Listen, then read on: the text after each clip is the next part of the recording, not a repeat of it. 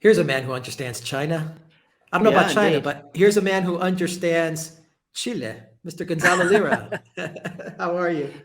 Gentlemen, how are you? I just saw your kind email and I hopped on, and I hope I'm not breaking into a good party. Well, No, you're welcome. not. You're always welcome, if Welcome. I may say. Can I also say, by the way, congratulations on your wonderful live stream yesterday with Scott. Yes. Oh, thank you so much. Yeah, Mm. it was a lot of fun. And, the idea of interviewing such fascinating people is something I'm going to continue pursuing. And I'm reaching out to a few people to see if I can make something happen, because it's just so much fun to talk to people who really, really know what they're talking about. It's just such a delight and an education. And so thank you. Thank you so much. So what's on the menu? Are we talking about how, India? how are you doing? And how India is now on the naughty list? Yeah, what's your viewpoint of everything that's happened in the past couple of days? Well, I think that that wonderful phrase of Alexander's, the sanctions escalator. I think that India is on that escalator now, and I think it's absurd. I think it's absolutely ridiculous, because you cannot run a coherent foreign policy of just us or them. You have to be an adult about such relationships and understand that there are issues of national necessity that make it so that India has to have a close relationship with Russia. It can't. They're just so foolish. That's my thinking. Yes. And clearly, it's just going to drive the Indians into the Russia-China confederacy, and it's going to be to the detriment of the United States. I think that they don't seem to understand that sanctions only work when the country targeted with sanctions is much smaller than yours, or relatively inconsequential in the grand scheme of things. Yes. But Russia, India, come on. Yeah. I agree. I completely agree. I was saying at the start of the program, Gonzalo, that there's been a darkening of the mood here in Britain about the military situation for Ukraine. And you're starting to get an increasing number of articles in the British media, which are basically saying that the things are not going well. After we've been hearing all the enormous successes, and I read from an article in the Guardian, which is, of course, and they were saying that a lot of Ukraine's troops in Kiev, in and around Kiev, are still pinned down there, because there's still significant numbers of Russian troops within a striking distance of Kiev. And then there's been this incredible message from the Marines in Mariupol that they feel let down, betrayed by the leadership, that they're down to fighting with their cooks and their artillery people because all their infantrymen are dead, and that they're running out of ammunition and food. Yep. And there's also now admissions for the first time that the situation of the Ukrainian army in Donbass is becoming very critical. So we've seen a sudden darkening of the mood in London. I mean, that's not obviously across the board. Most of the media are still covering, engaging in, the Ukraine marching to victory. And I was telling Alex about the fact that there was even a program I saw on Sky News in which there was a sort of military person, or at least somebody who claimed to be a military commentator. It was quite amazing. He was showing, lines of the Ukrainian advance. They were going to advance right through Belarus into Russia, take Belgorod, and then attack the Russians from the rear. I mean, I fool you not. I actually saw it. I was saying, I'm wondering, and they were talking about this as if this was, this is the real plan that the Ukrainians have. And, I was, when you see something as surreal as this, you do wonder sometimes, whether the people who are talking are, fully on planet Earth. But overall, despite, as I said, this, propaganda of success that we're still hearing, there is a sudden darkening of the mood about the military situation, which I've seen. And of course, we've had these extraordinary encounters, Nihama with Putin, which went incredibly badly, and Modi and Biden, which also went for the Americans incredibly badly too. I have to just leave you very briefly, gentlemen, because I'm just being called. I can hear. We have a delivery, but I won't be a moment. I'll be back very soon. Okay, so now that Alexander is going away, it's just you and me, Alex. Okay, so about the darkening mood. Yes. I think what it is that people are realizing that, you know, this kind of fantasy land, that, you know, the Ukrainians were the underdog and they're going to win in the end, you know, kind of like a Marvel movie kind of scenario, is just not going to happen. And the Russians are doing what the Russians do best. They're grinding it out, and they are going to win this thing. And it's not an issue of if, it's when. And the issue, of course, started when they invaded, because for the Russians, this is existential. It's simple as that. And nothing is going to stop them. They're going to go down to the last man to win this thing. And of course, they don't need to go down to the last man. And they have very, very capable equipment, men, leadership, people who know what they're doing. And so they're just going to keep on moving forward and wiping out the Ukrainian armed forces. And to me, the great tragedy of this whole story is the despicable Zelensky regime that is not surrendering. It refuses to surrender, and it will cost the lives of thousands of young men, the flower of a nation, for nothing, for absolutely nothing, you know, because it's inevitable at this point. And I mean, Alex, you tell me, I think that this is one of the most tragic situations in our lifetimes, where we're going to see the complete destruction of a generation of young men in a country that over the years, the decades, has suffered blow after blow. You know, the famines of the 20s and the 30s, then, you know, the Soviet yoke, the destruction of its economy during the 90s, you know, all of these blows. And finally, this coup de grace, it just breaks my heart, to tell you the truth. Well, they have no reverse gear. That's the problem. I'm not talking about Zelensky. I'm talking about his puppeteers. So yeah, they don't care, and they have no reverse gear. So I agree. They're not going to turn back on what they think they can still accomplish. I still believe that the Newlands and the Sullivans and these people believe that they can win this thing, or at least do damage to Russia, so that they can get some sort of outcome that they're looking for. But I mean, I don't know. Did you catch any of Putin's or Lavrov's statements? I asked Alexander, so I'll ask you. Do you get the impression that Putin or Lavrov or many of the higher ups in the Kremlin are stressed or worried or hysterical? I don't get that impression. Do you? I mean, they seem very relaxed and calm. Steady, confident, you know, men who feel the wind is at their back, that they are in control of the situation, their hands firmly, very firmly on the wheel, or actually not firmly on the wheel, just like that casual drive that you do when you go down the highway and you know exactly where you're going and you're not stressed. And any hiccup along the road is going to be something that you can handle very easily. That's the what I perceived from both Lavrov and Putin. I didn't watch the whole Putin thing. I just caught a glimpse of it, but he didn't seem stressed. And Lavrov, you know, bulldog, you know, he just seemed like a man in charge. And so, Zelensky, you know, on his grand tour, you know, the Kenyan politicians, he wanted to speak to the Kenyan parliament, and Kenyan politicians were asking, why? Why do you want to talk to us? You know, I mean, I think that this magical mystery tour of his is kind of ending, and people are no longer, people are moving on, I think, also because people can smell a loser. People can tell when the thing is just not going that way, no matter how much you try to claim otherwise. The other thing I noticed, by the way, was that bizarre press conference that Ursula von der Leyen gave, where Justin Trudeau appeared on a big screen, and she was all excited about rounding up some money for Ukraine. It looked like a TV game show. It looked absurd, and I was like, I have to admit, I was shocked at the clownishness of our leadership. That's clown world. That's all I have to say about that, to tell you the truth. You're completely right. We actually commented about the abysmal quality of our leadership in the West earlier, but I haven't actually seen that press conference, so maybe I should. But it's depressing. I mean, I'm not surprised.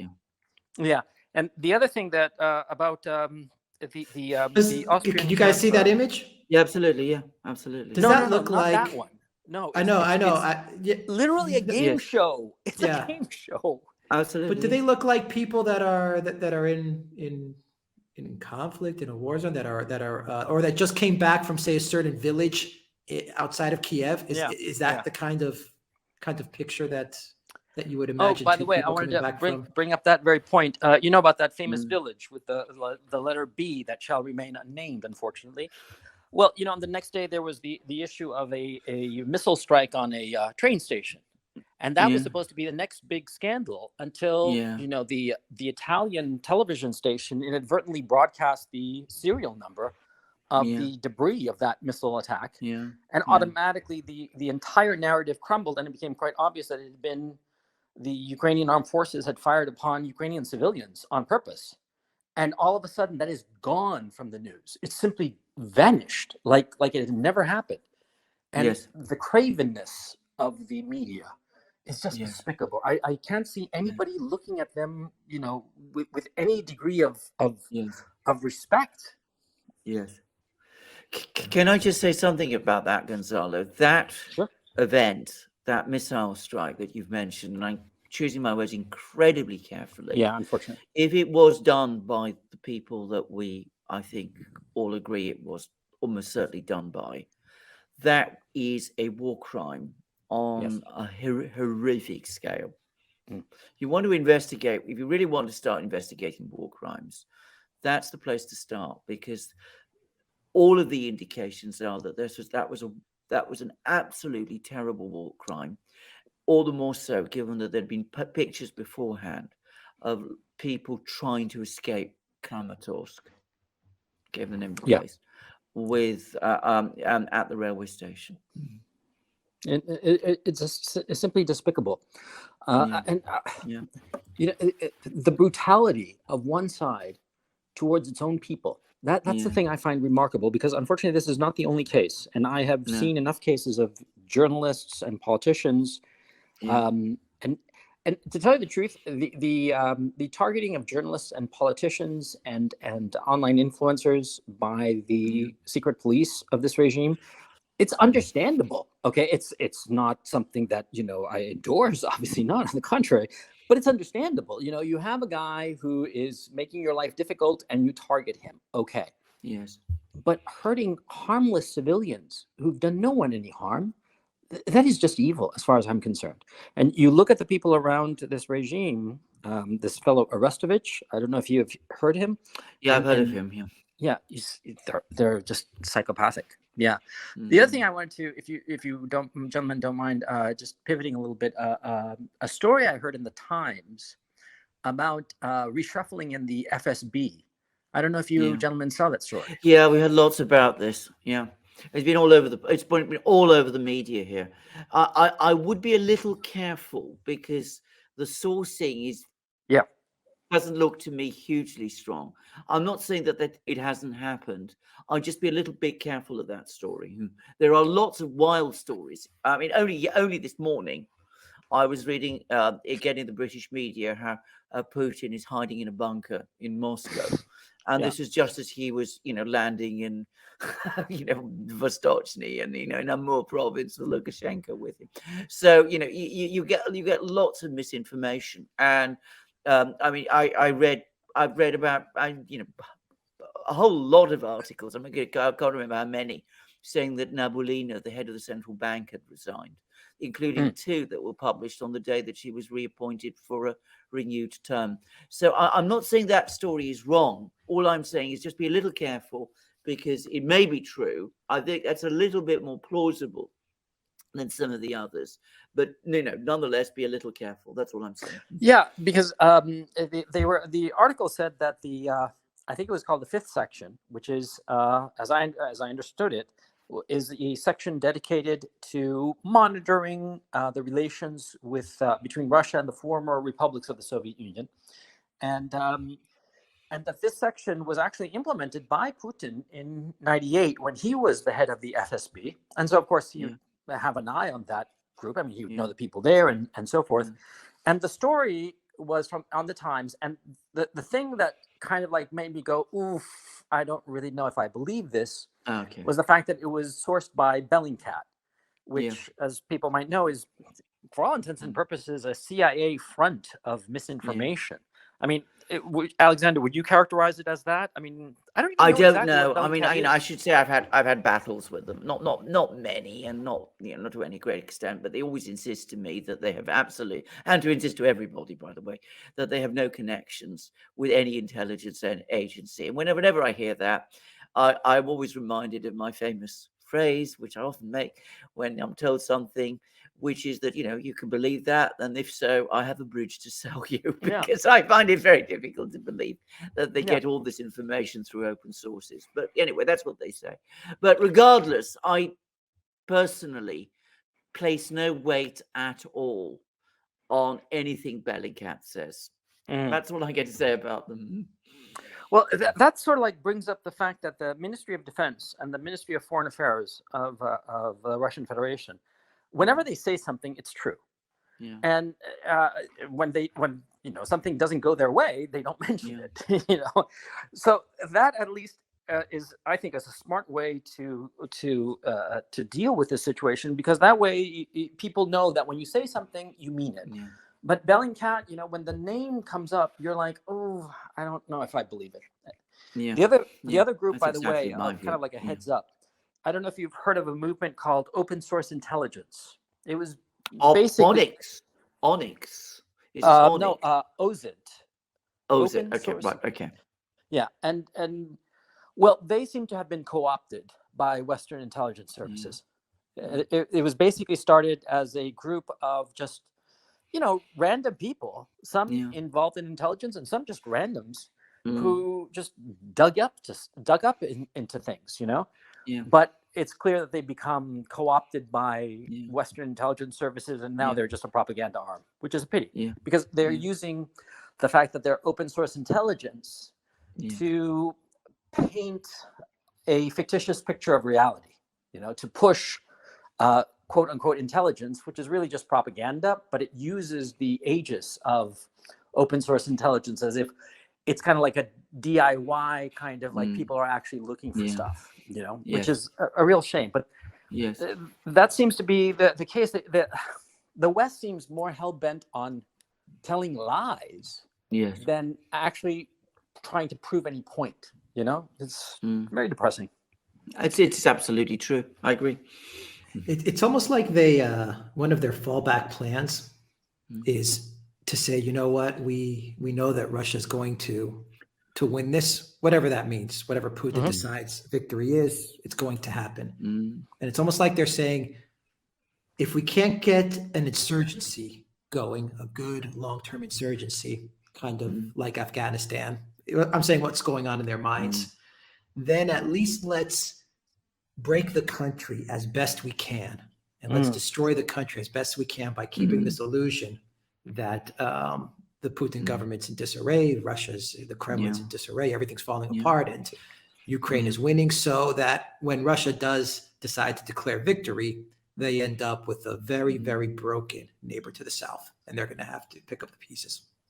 Yeah, I think there is some truth to this. I would quickly add, though, before we just discuss that, because it's an important point, but what is indisputable is that NBC has now published an article based on information from intelligence officers in which they quite openly admit that a lot of the information that's being publicized by the intelligence community is unreliable. So I don't think we should place any weight on much of this. But I mean, I think that let's get back to Alex's point, because I think that is a very serious point, because this is very much, it seems to me, the neocon playbook. You launch a war. If you don't achieve your objectives, you fall back on your ultimate last plan B, plan Z, if you like, which is that you leave a trail of destruction behind you, and you leave the other side to pick up the pieces, and that's going to put the other side in a very difficult position. We already see that with Afghanistan, and of course we could very, very easily see it in Ukraine in a much bigger form. I'm going to make my own observation about this. I think that is indeed the plan. I think it is completely going to fail. And I think you mustn't make the mistake of thinking that Ukraine and Afghanistan are anything like the same sort of places.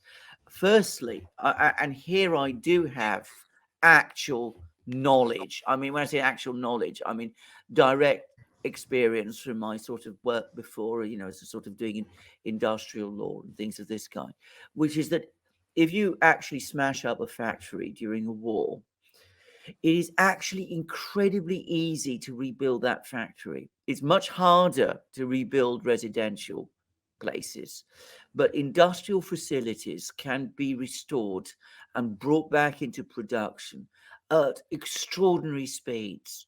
People realized that, by the way, for the first time during the Second World War. And the same is true to this day. It's a misconception that destroying the major industrial plants and infrastructure, or knocking down bridges or destroying dams, is going to be a problem. On the contrary, the effort to rebuild, what it actually does is it causes a major surge in economic growth. Because you're rebuilding plants, you're rebuilding dams, you've got all the expertise to do it. It's easy to do because, it's always easier to rebuild what was already there and that kind of thing. And what actually happens is that it leads to an acceleration, firstly, of industrial and manufacturing growth, and then through that of taxes. And ultimately, you get very rapidly into a virtuous cycle. You saw that in Europe, by the way, to a great extent after the Second World War. You even saw that. You saw that in the Soviet Union as well, by the way. So I think the neocons perhaps are looking at what they did in the Middle East, which are very different societies, far less industrialized, far less developed than a place like Ukraine.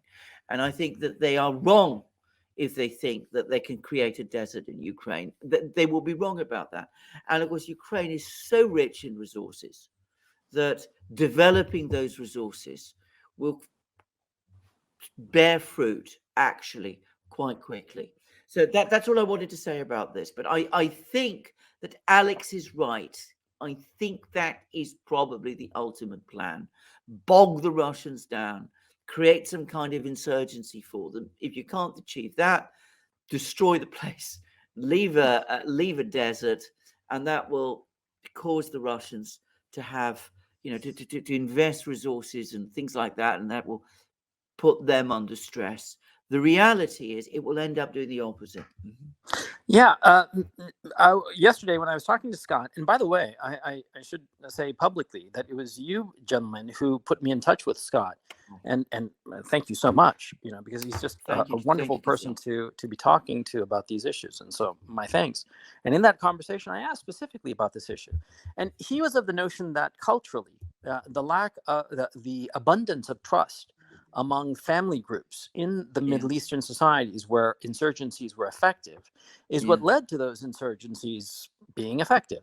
Whereas in Ukraine, you don't have those bonds, those familial bonds, those tribal bonds. And so it makes it that much easier to neutralize those insurgent groups. And Scott was also of the opinion that Ukraine has, over the decades, in different opportunities during the Nazi regime, during the Soviet Union regime, they tried to form insurgencies and they were all crushed. So they don't really have much success on that front. No. Whereas that was his point of view. Whereas my point of view is a little bit different. My thinking is that the people who would lead an insurgency are currently in the Zelensky regime. And the Russians know who those people are. And as soon as this is over, one way or the other, the Russians are going to go looking for them and to capture them and try them and convict them of whatever crimes they have been guilty of, which I'm sure are limitless, right? But my point is that the people who would be the leaders of any kind of insurgency will be wanted men whom the Russians will know exactly who they are and will be looking for them actively. And so they will not be able to form any kind of organized resistance that the neocons seem to desire, as they realize, of course, that this effort of a NATO versus Russia war is collapsing right around them. Yes. I agree with you about this. I think that the Russians would have an extremely good idea of who it is that they'd be up against in the event of an insurgency war. And to be straightforward about it, I think some of these people probably are very ruthless, very determined, the kind of people who might be effective in operating or running some kind of terrorist campaign. But I don't think this would continue for very long. That's my own. Was it on your stream? I think it was Gonzalo, where Scott said that NATO is completely ill-prepared for a war with Russia. Oh yeah, yes. I was really surprised by that. Right. Because you have this conception that NATO is a very powerful, very muscular organization, and Scott started breaking it down and basically said, "Look, NATO just has light infantry in Western Europe, and being able to bring about the kind of force necessary, especially for large-scale maneuver warfare and combined arms, is something that NATO, the United States, has not engaged in decades." And so he was telling me that at best it would take them 2 to 3 years to gear up to be able to have such a war with Russia. And the current flow of things, 2 to 3 years is an eternity. And so I was really shocked when he said that, because I had this completely erroneous perception that, somewhere in Georgia or Southern California or somewhere in the States, there are these, massive divisions, armored divisions ready to roll and ready to be deployed wherever. And Scott Ritter was saying basically no, and that the Russians would have the upper hand. I don't want to mischaracterize Scott, and so please be so kind as to watch the stream. But it seemed he was very reluctant to state out loud, which is what he seemed to be implying, which was NATO and the United States do not have what it takes to face the Russians right now, not in the face of what they are seeing right now. And that was kind of shocking. And it also put into context the way Poland, of all countries, is going a little hysterical. All of a sudden you start to realize that they're going a little hysterical, probably out of fear. Because they're going a little bit overboard and just lashing out at Hungary, lashing out at everyone, in this kind of like hysterical attitude. I mean, diplomatically hysterical, but you know what I'm saying. I do absolutely understand what you're saying. And by the way, I can't speak for every NATO army, but I read somewhere, and it's very recent, I mean, this is before the war, that the British Army today has about 20,000 combat troops. That's the total number of combat troops that the British Army has. And bear in mind, Britain has one of the strongest militaries in NATO. I mean, after the United States. The United States essentially accounts for 80% of it. But if you're talking about the European members of NATO, the only two that have significantly effective armed forces are reckoned to be Britain and France. Well, 20,000 combat troops doesn't seem very impressive when you're looking at a war in Ukraine where there are hundreds of thousands of men fighting on both sides. And I think that is true. And by the way, I think this also, and it was a point I made, perhaps not very well, on our own live stream with Scott. When you have an army that is as small as that, 20,000 men, then of course what happens is that you start to think tactically rather than strategically. And I think a lot of the commentaries that you're getting in Britain from ex-military people about the war in Ukraine are basically from people whose knowledge of war is from what you might call, I'm taking words that I hardly know, but I've read small unit tactics, battalion level tactics. The vast movements of forces over long distances, strategies to encircle and envelop, and the doing of feints and distractions and things like that. The Americans understand that still because they still got large armed forces. I think in Britain we did understand that well 20-30 years ago. I think we've lost a lot of that knowledge or understanding today. And I think, we would fight today. What we know how to fight is a major's war, a colonel's war, not a marshal's or a general's war. If you understand the point I'm making. Yeah, and I think that you're absolutely right. The other thing I'm hearing, and this is not so much from Britain, but the Ukrainians coming along and saying, we want weapons, we need lots of weapons, we need hundreds of tanks, we need hundreds of infantry fighting vehicles. NATO doesn't have hundreds of tanks and infantry fighting vehicles to give away. I mean, we are very stripped down about that. I mean, apparently the German army has 200 tanks in total. Well, the Russians claim that they've destroyed more than 2,000 tanks and armored vehicles in Ukraine over the last few weeks. Yeah, it's and I believe those figures, by the way. I think those figures are accurate. I mean, I've got good reason to think that they're accurate. So we are punching with a very, very light weight in terms of NATO and Europe at the moment. And of course, the US has the resources. It could build up its tank armies. It could, rebuild its forces in Europe. It could do all of those things. But of course, it's now got to think about the other front that it's facing, which is in the Pacific. And of course, it's got a huge Chinese naval program, which is picking up speed all the time. And they've got, it seems to me, to decide on their priorities, because again, and this is something that I know from Russians, what the Russians often tell me is, the thing that really ultimately broke the Soviet Union was that they were basically in a two-front war. They were facing a two-front war. They were having to face down NATO in Europe, and they had to keep 1 million men on the Chinese border. And this was impossible. It was unsustainable, and it drained them of resources, and they couldn't keep it up. Well, the United States has many more resources than the Soviet Union did, but against that, it's got a far more powerful China than the China that the Soviet Union faced.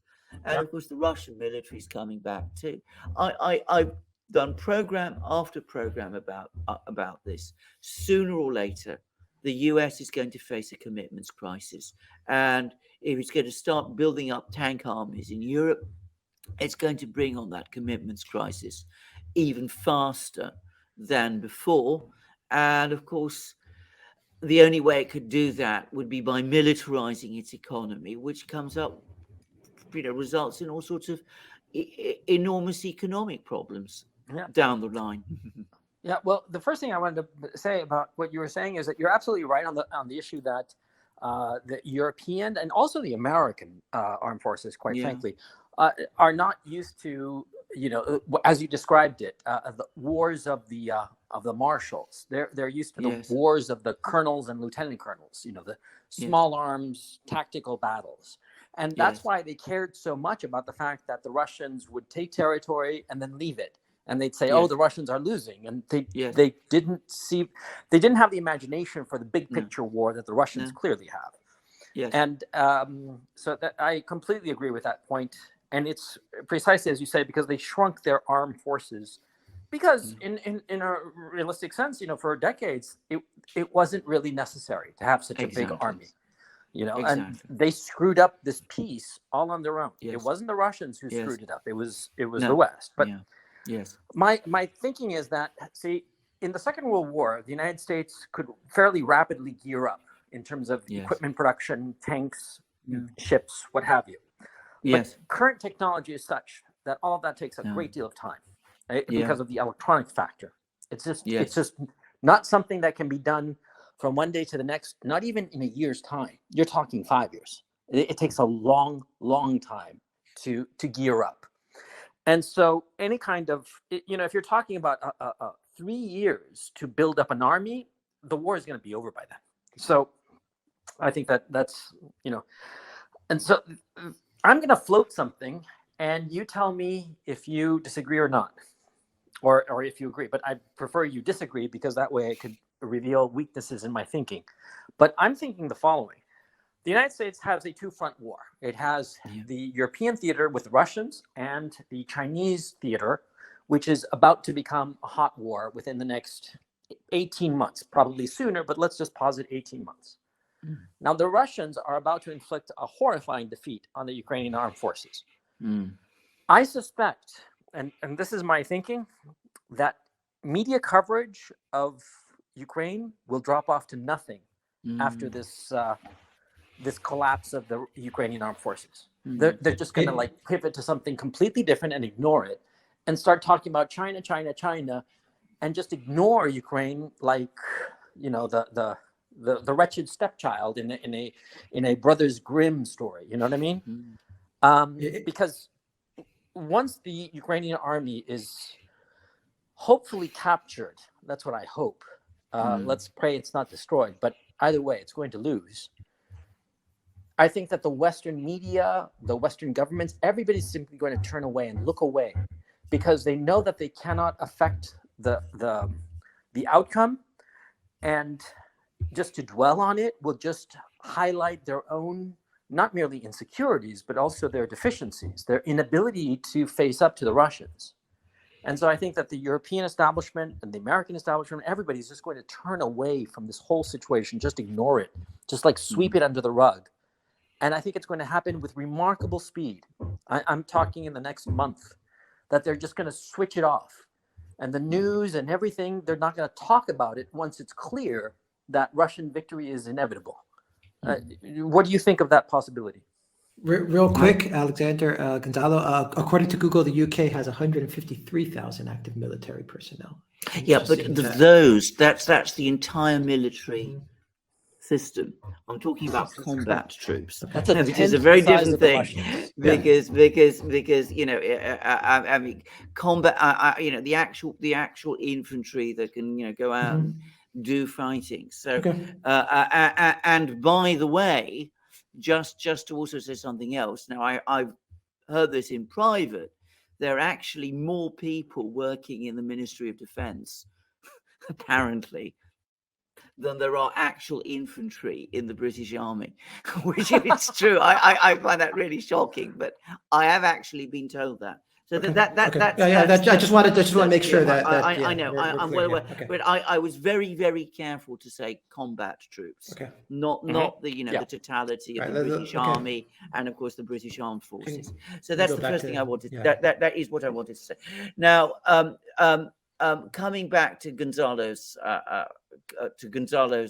point, I think there was also an article on Zero Hedge actually earlier about the fact that media coverage is declining, and I'm sure that is true. But I'm going to actually take issue with you to some extent, actually, Gonzalo, because I don't think they can just walk away from Ukraine. I don't think they can just say to themselves, Ukraine is, you know, yesterday's story. China's the next one. We got to focus all our energies on Ukraine, on China, because, you know, Ukraine really isn't that important. Because this is where expanding NATO in the way that they've done has been a major problem.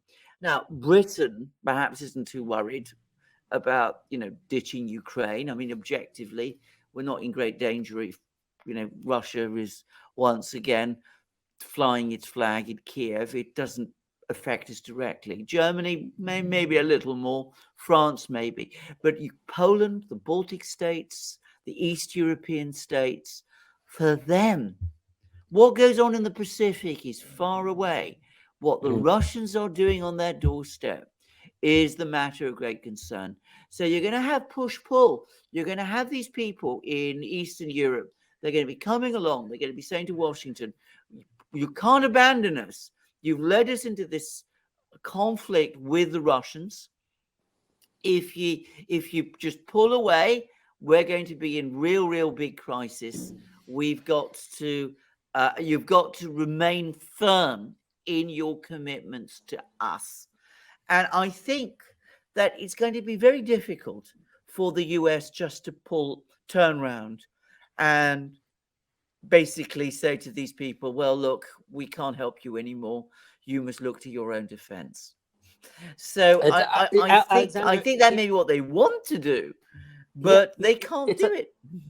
Well, here I think is where you and I disagree. Of course, in a very friendly way, because I agree with you absolutely that the Poles would freak out if there's a decisive, clear Russian conquest of Ukraine, because they'd figure their number is next. That's what they'd be thinking. But here is where I would, of course, with the deepest respect and affection, but I would completely disagree with you.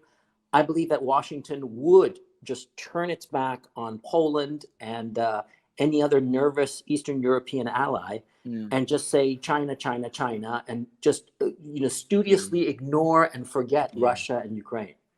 I mean, because I think that that's the kind of people who are leading the United States at this time. Well, I'm not sure it'd be quite so straightforward, Gonzalo. But let's agree to disagree on that. But I will make two observations.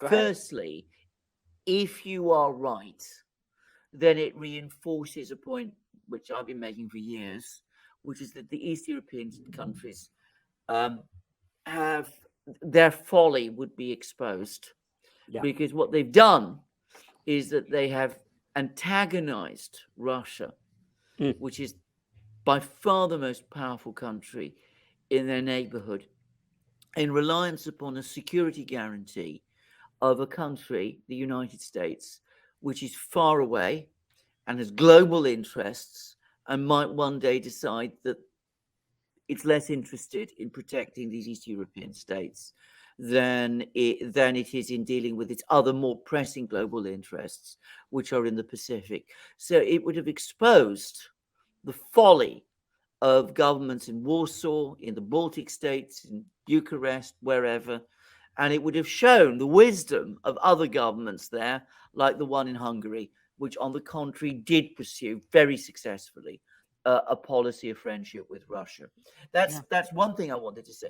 The other thing is, of course, your point plays directly to a very interesting debate that was taking place in the spring of last year as the new administration took office. And as I very well remember, because I was reading all these interesting articles in places like, the Atlantic Council's website and wherever, there was a debate going on. And there were some people who were saying, the great danger to us is China. We need to come to some kind of understanding with the Russians. We need to be prepared to make some concessions to the Russians, because we can't afford a war on two fronts. And the way we do that is we, accept that the Russians have real concerns and we try to address them to the extent that we can.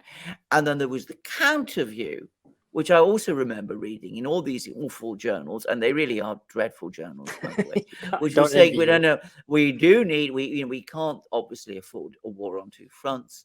So what we're going to do is we can't make any concessions to the Russians. That's impossible. That's absolutely out of the question. We break them instead. We pile on the pressure. We find all their weak points in their economy. We smash them, and then we isolate China, and then we go after China. And ultimately, and entirely predictably, it was the second group that won through. Alex, what do you think of this very friendly debate with Alexander? Do you think that the Americans will support Eastern Europe, or will they turn their backs on Eastern Europe and focus on China? I mean, if you go by what they've done to Hungary, for example, I think it's not a stretch to say that the United States could easily start to demonize any Eastern European country, any country in Europe. I mean, I don't think that's a stretch to see it. The only comment that I will make is that anything that takes away the focus from Russia and moves it on to China, or the next new thing, like they're calling it, has to have an economic component. Because people are not going to forget the economic fallout from all of this, including in the United States.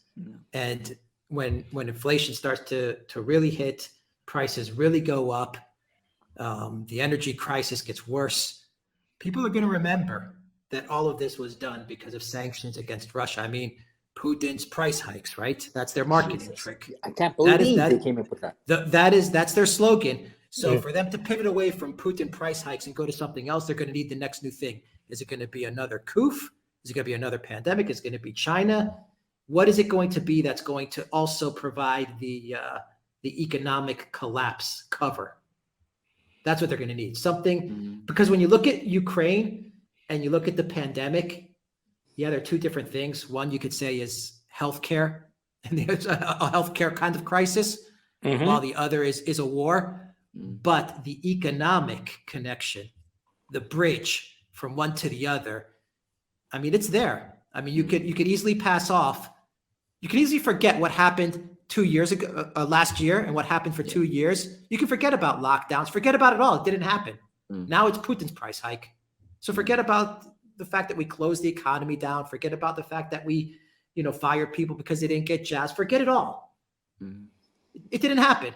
All of this is Putin's fault. So the next thing, Gonzalo and Alexander, is going to have to be something where they can carry it over on the economic front so that they can tell people, war in Ukraine? What war in Ukraine? What are you talking about? All of this inflation and all of this is because of China, or is because of this new disease or something. I mean, they have to keep that economic collapse bridge. That's my point. That's how I see it. Yeah. I mean, Alexander, from what Alex is saying, which is completely coherent and accurate, it's just clown world. It is clown world. Yeah. My God, this is what collapse of empire looks like. Yeah. Empires collapse. I mean, this is Paul Kennedy's famous book. Was it? I can't remember the fall of great powers, or whatever it is. The one that he wrote at the end of the 80s. Great powers collapse when they become overextended. And the thing about great powers is that they can always, in theory, retrench. I mean, that's what they could, in theory, do. They could say to themselves, well, we can't be strong everywhere. We got to start prioritizing. We can pull back. We can look after our core. Our core interests. We can start reconsidering our home base. Those options, in theory, are always there. But the trouble with empires, and the US is no exception, is that, of course, whenever you try and do that, you run into all of the special interests that are invested in every single, place on the periphery of the empire, and who insist that you can't pull back, because if you do, you're going to get yourself into all kinds of, going to lose credibility. That's one of the things they always come up with, or we're going to lose influence or something of that. So ultimately, instead of retrenching, and this is, I think, pretty much an iron rule of all empires, they actually, on the contrary, try and hold on everywhere with fewer and fewer resources, sometimes taking ever more reckless risks, until eventually the whole thing breaks up and collapses all around them. By the way, just to say, the British Empire, its fastest period of expansion happened after Britain itself passed its economic peak. It's a fact people don't know, but it reached its ultimate limits in the 1920s. This is, it's, in fact, the more it became clear that things were going wrong, the more London was sort of expanding wherever it possibly could. And the other country, which I think is even more characteristic of this, is Spain in the 17th century, where again there was widespread understanding in Madrid. I did quite a lot of Spanish history at one time, at that period. They had a very, very able, rather very brilliant, but rather erratic prime minister, whom I'm sure you've heard of, Gonzalo, the Count Duke of Olivares. Anyway, they understood that they were committed too many places at once in early 17th century Spain. But whenever anybody came up and said, look, we've got to start retrenching, we've got to start thinking, do we really want to be in the Netherlands? Do we really want to be in Germany? Do we really want to get involved in the 30 Years' War? Everybody would come along. There'd be people come along and say, well, look, we can't pull back. That would be a betrayal of Spain, what Spain represents. And of course, they pressed on, they kept everywhere, and it all imploded. Yeah, I noticed this in the early 2000s in Chile, because near where I lived on a street called Nueva Costanera, which is right by the Mapocho River in Santiago, the Americans started building a new embassy. Now, they had an embassy downtown. This was like uptown near the financial center. And the piece of land that they bought was incredibly expensive. But downtown, they'd had literally, it was like a townhouse, very discreet. It was actually something that if you passed it by, you wouldn't even notice it. And of course, it was large enough for a fully functioning embassy, but it was not outlandishly large, considering the amount of trade going on between the United States and Chile. I mean, Chile is a third-tier nation at best, and I'm from Chile, so I know what I'm talking about. And they had an embassy that was commensurate with that up until the early 2000s, when they purchased this exceptionally expensive piece of land, and they decided to build a bunker. I mean, it's extraordinary. It is huge, enormous, very grandiose, very expensive. Everything sheathed in expensive marble, like green marble and red granite. Just incredibly expensive. I mean, I went there for different reasons, and I was always stunned by the opulence and the clear expense of it for a country that was frankly not that big of a deal insofar as the United States is concerned. But it was like an imperial outpost. I also went to the American embassy in Kiev, and I didn't notice that kind of opulence, but it was just grandiose and just a lot of land and a lot of concrete and steel and security. An imperial outpost. And I think that's what when you talk about that, and you talk, of course, the famously the embassy in Iraq, in Baghdad, which is supposed to be a city within the city, the whole green zone. And so the American empire overextended itself, and now it realizes that it doesn't have the muscle to back up that overextension. Yes. That's my thinking. Well, by the way, on the subject of American embassies, we're going through exactly the same pattern in London. There is a huge American embassy in Grosvenor Square in Mayfair, which is enormous, a massive hulking thing built in the 60s. And one of the most beautiful squares in London, which was completely disfigured when they built it. Well, now they're going to move from that, and they're building an even bigger one somewhere else. I mean, a much bigger one. Why? And when you see the why exactly? When you see the size of the original, it's intimidating already. And I mean, one does wonder what the new one is going to be. I mean, it's going to be simply enormous, apparently. And why? What is the need for all of this? Well, it just breaks my heart. On the one hand, I have to admit that I'm terribly excited about the next couple of years, because we are in the process of world historical events that are going to be written about and discussed for decades to come, because this really is the end of an empire and the redefinition of the entire geopolitical architecture. This is just, we're starting all new. And I think the results are going to be shocking to a lot of people. Because I don't think that the Chinese are going to win against the Americans, but they're not going to come out like, waving their flag on high. I think it's going to cost them quite a bit.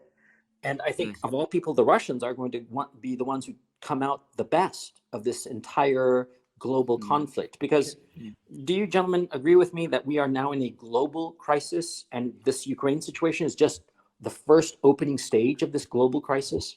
Indisputably. I mean, look at what has just happened in Pakistan, which is a long distance from Ukraine and Europe indeed. And yet a political crisis has happened there with the United States directly involved because of Ukraine, because of the crisis in Alexander, Ukraine. you have followed the Pakistan story. What's the next stage of the Pakistan story? Well, in theory, we now have a new government, and in theory, there's going to be elections in October. But as we were discussing, actually, Alex and I earlier, my own personal view is that if Imran Khan looks like he's going to win, which is highly likely in any fair election, then the new powers that be in Islamabad will make sure that election isn't fair. And there's a history of this in Pakistan. Sorry? I've heard 2023 now they want to push the election. Well, there you go. Already you see there's changes. So, I mean, they're going to be doing everything they possibly can to prevent Imran Khan coming back. And of course, when that starts to happen, when you have a situation like this, then inevitably the country starts to deteriorate politically. You have a political crisis, and of course, in a place like Pakistan, not the most stable place at the best of times, you're going to have an awful lot more instability taking place there, which is going to create many more problems ultimately for the United States too. But the point is, if the US now has to worry about Pakistan because of what Pakistan says about Ukraine, well, that proves conclusively that you have a global crisis on your hands. Everybody, everywhere is affected. I mean, we were talking about Sri Lanka earlier on the program, and there's been a major crisis there. That is also part of this global crisis. Ukraine, in fact, is only the battlefield. Alex was saying this yesterday. We did a video yesterday. He made exactly that point. He said, Ukraine is the battlefield. The vast blocks that are emerging are now testing and maneuvering against each other. Ukraine is the first open battlefield. Lavrov essentially said the same. That was what he was saying yesterday in his interview. And we're going to see more and more of this around the world. Here's a quote from Putin, guys, from the Ministry of Defense. Yeah. This is coming from the MOD. President of Russia, Vladimir Putin. I often hear questions about, is it possible to be quicker? Is it possible? It depends on the intensity of the hostilities. And the intensity of the hostilities, unfortunately, has to do with casualties in one way or another. Our objective is to achieve all our goals while minimizing these casualties. And we will act rhythmically, calmly, according to the plan that was originally proposed by the General Staff. You know, you really, you have to admire him. He is the best player of the great game right now. Yeah. Yeah. My question now is, where's the next hot war in this situation? Do we go straight to the big fight between China and the United States, or is there going to be a little amuse-bouche between meals, as it were? I don't know. I mean, Central Asia must always be a possibility. I mean, you know, they tried something in Kazakhstan. Something was tried in Kazakhstan. Afghanistan again, who knows? I mean, there was a cruise missile strike on Afghanistan. I think, was it yesterday, Alex? You remember? So I mean, you know, it might be Afghanistan, maybe Like 2 all days sorts ago. of places. Yeah, all sorts of places. Yeah, the fact that I don't think Hmm? Sri Lanka. I don't think it will. I don't think it will be straight. I don't think. I think there will be events before the big one, which is going to be Taiwan. I don't think we're going to go straight to Taiwan. That's my own view. Yeah, the fact that Sri Lanka, Pakistan, all at the same time are happening, both at the same time are happening, and now we have this issue that India is now on the naughty list because of human rights abuses that we'd never heard of that before today, and obviously they're putting India on notice that they're going to get on the sanctions escalator. It seems like the Americans are sort of like moving on from Europe. You know, we caused a mess in Europe, so let's move on to South Asia. Yeah. And cause more mess there. Well, two things to say about this. I mean, I've said this many times about the neocons. They have no reverse gear. When they run into trouble, they do the opposite of what Putin just said. I mean, Putin said, you know, we react what was it? Rhythmically, you know, you see your thing to an end. Yeah, according to your plan. The neocons don't work like that. If they run into trouble, their inclination always is increase the tempo, accelerate, intensify, bomb more, put your foot down on the accelerator ever faster, arm more. I mean, that's how they respond to every setback, and I'm sure that's what they're going to be doing. That's what the neocon response to this. The other thing to understand about neocons is look at their backgrounds. These people are journalists, they're commentators, some of them are lawyers. The one thing they are not are people who have direct feeling for industry, logistics, technology, those kind of things. They take them for granted. They always assume that the United States has more resources than everyone else and can just go on pumping out resources. They're not people also with much understanding of economics, of supply chains, of those sort of things. Ideologues never do, because that kind of detail is not the kind of thing that ideologues ever feel really comfortable with, because, of course, they don't deal in realities. They don't deal in facts. They deal in their own, well, you could call them ideas. Fantasies, perhaps, would be a more appropriate way. So, you know, I would think that they're more like images, like memes. Images. That's a very good way. That's a very, very good way of doing it. So, unfortunately, they're not going to simply slow down because somebody comes along and tells them, well, look, we lack the resources. They'll say, you know, find the resources. They won't explain how to do it, but that is how they think. It's like that famous thing with, you know, Madeleine Albright and Colin Powell, when Madeleine Albright told Colin Powell, you know, what's the point of having all this great army if you're not using it? I mean, that is their mindset. They don't accept that, you know, they don't accept limits to their own power. No, I think it's horrible. And, you know, I've always thought since I was a fairly young man that the United States was a great empire, one of the greatest in history, and that inevitably, as all empires do, that it would fail, that it would start to collapse. Yeah. I never expected it to be this fast because, you know, the CPI, the Consumer Price Index, came out today, and the official number is 8.5%, which is the highest in 40 years. Yeah. And this, of course, has caused all kinds of damage in the bond market. The bonds are the 10-year bonds are trading up. Last number I saw was 2.55% yields, which is very high for the 10-year at this time over the last 10 years. And the problem, of course, is that, you know, if the United States, if Treasury yields on the 10-year goes to 4%, the United States is bankrupt. It will not be able to service its own debt. Yes. The interest payments alone would be $1 trillion a year. It would be simply too much. And so the United States would have to print. And this is, you know, Weimar Germany. This is the end of the dollar. Yeah. And so the fact that it's hit 2.5 and it's steadily climbing. And this is the official inflation number of 8.5%. John Williams at Shadow Stats, whom I always praise, and I have no relationship whatsoever with him in terms of any kind of, you know, financial interest or anything of the sort. I always, advocate for him, or rather promote him. And it does me no good in any way, but I think that he's the best one insofar as the numbers are concerned. Yeah.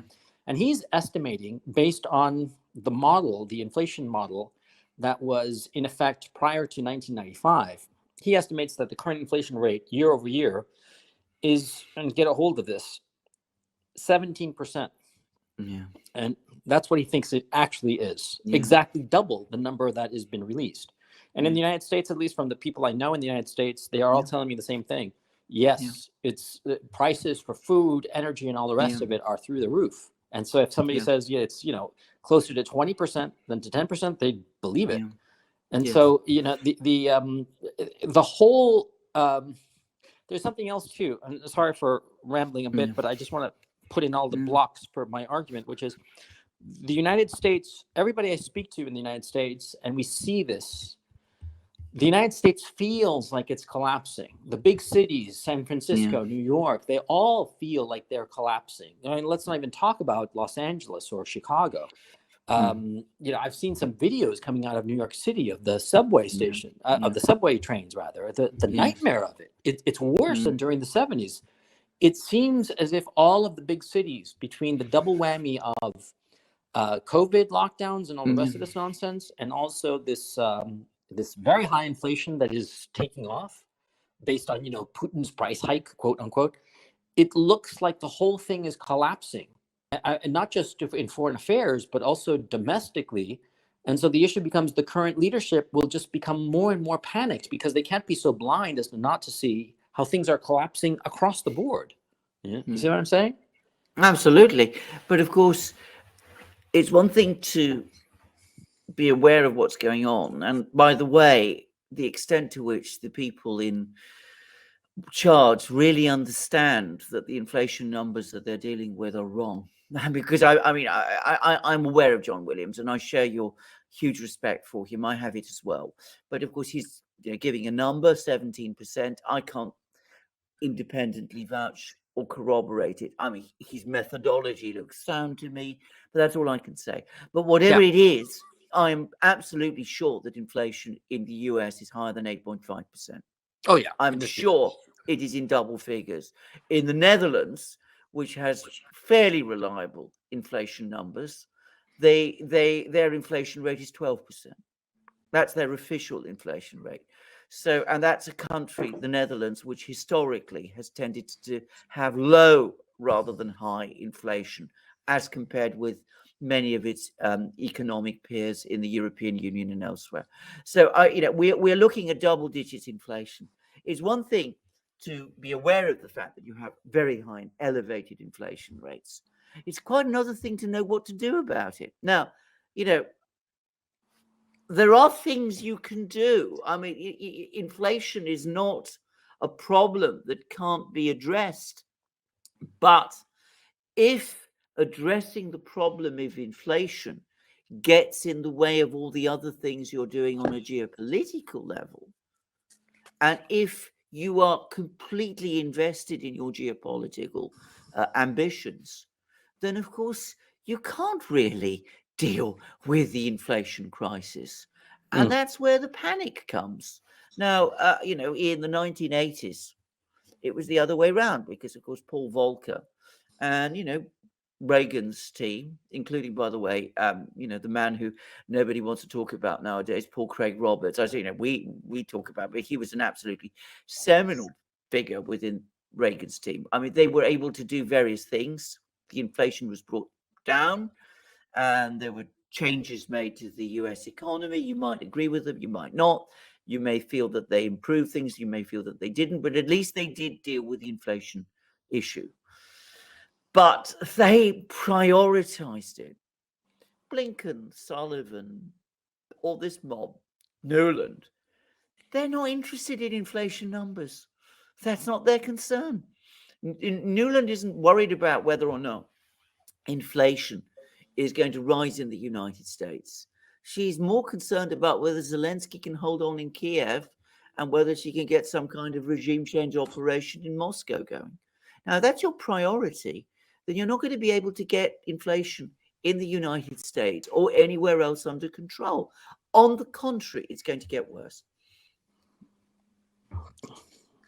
And they're just they're overextended. They're trying to do too many things, and if they sort of like ignored the rest of the world for a while, say a year or two, and just a year or two, I mean, 24 months is nothing.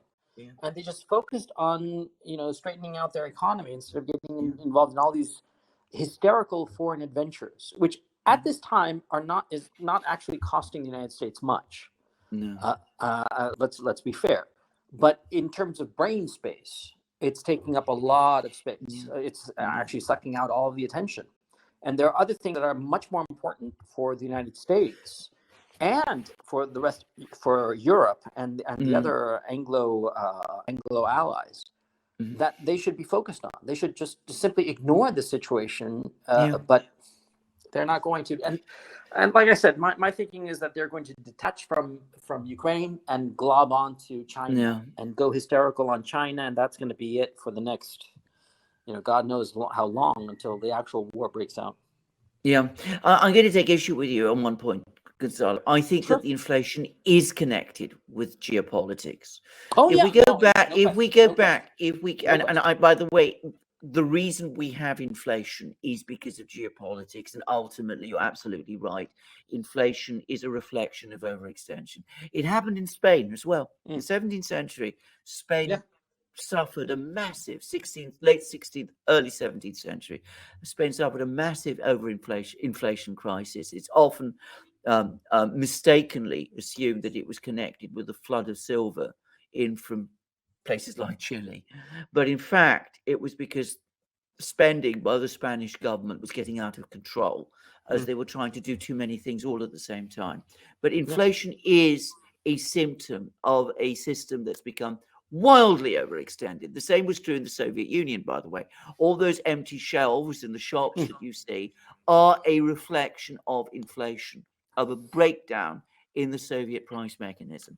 Anyway, the reason we have inflation is because the administration did two things. The first thing they did when they came in was they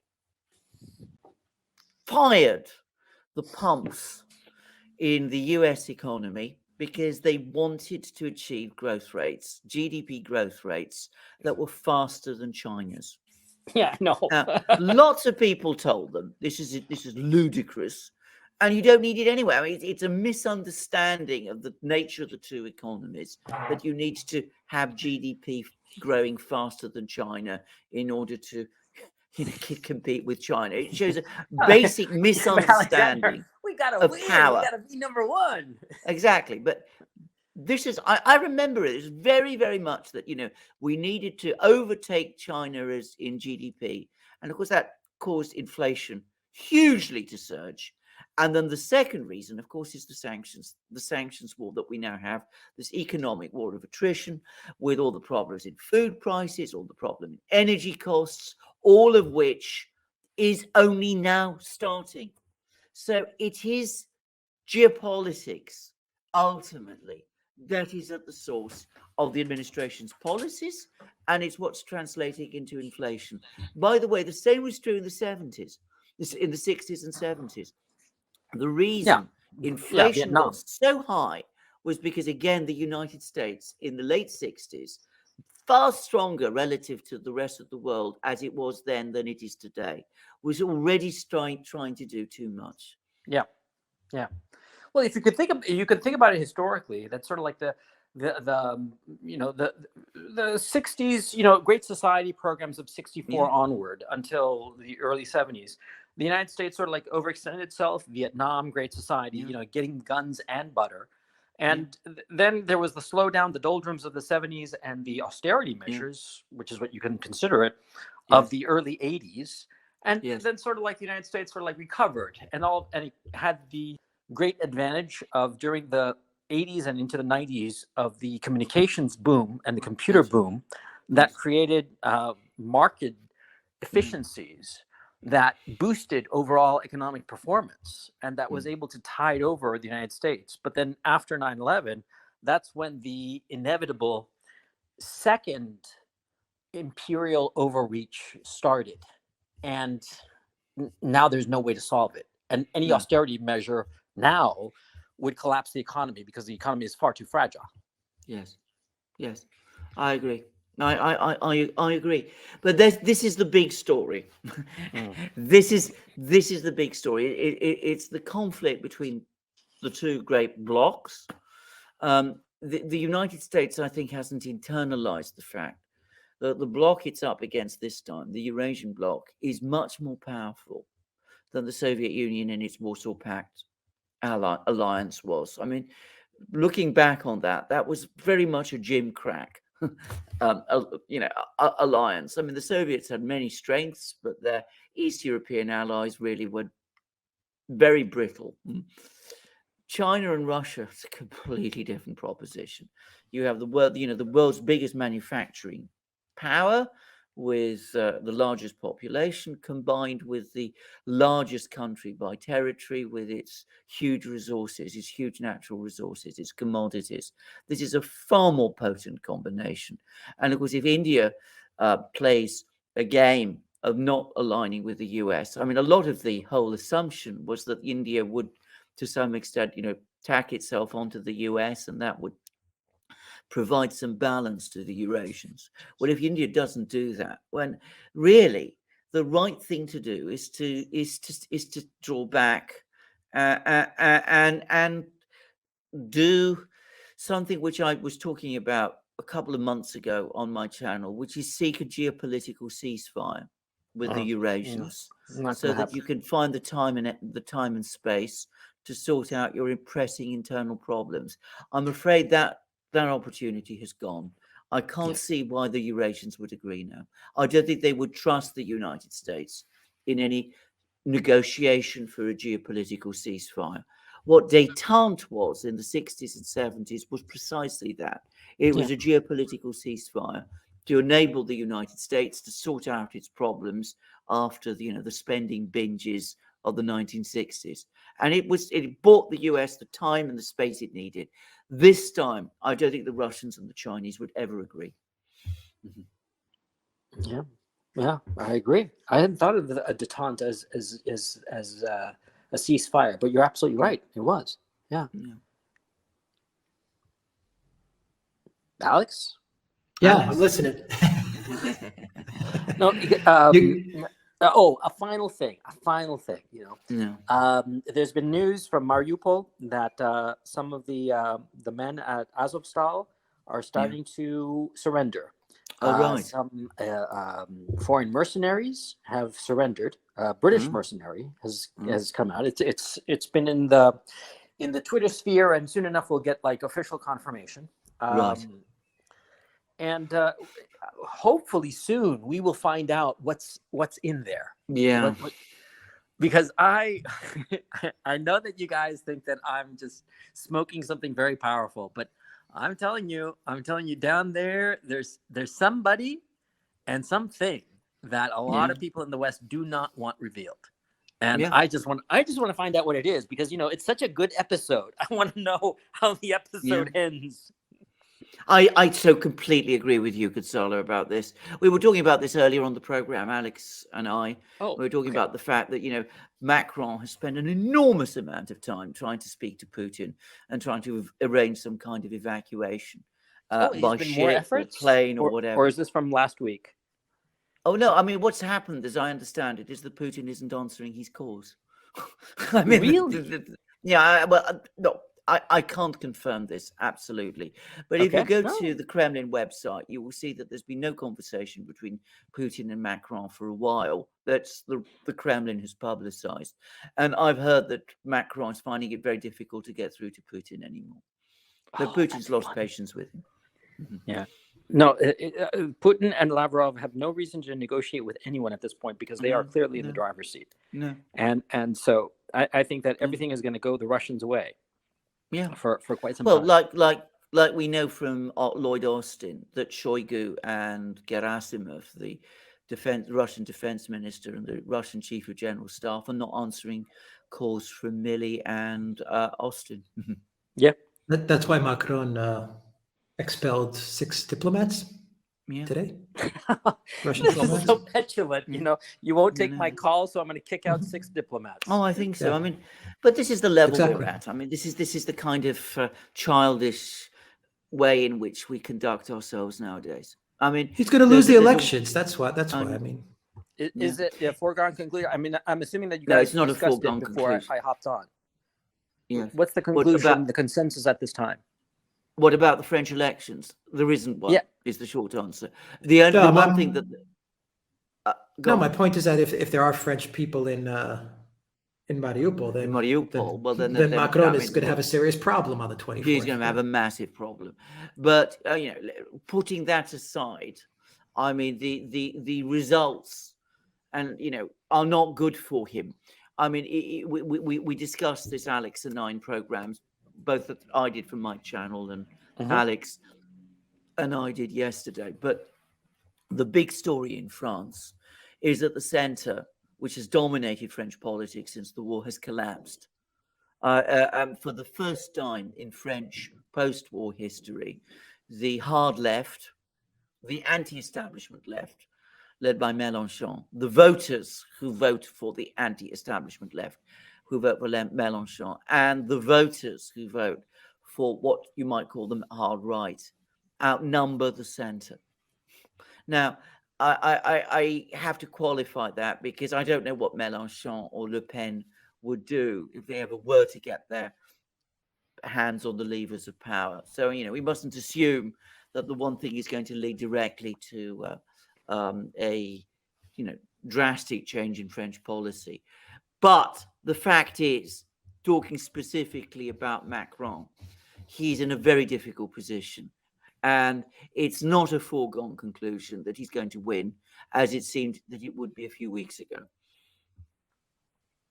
Yeah, I don't know enough, and also I think that there are too many moving parts insofar as the French Far too election many. between now and the Always. 24th.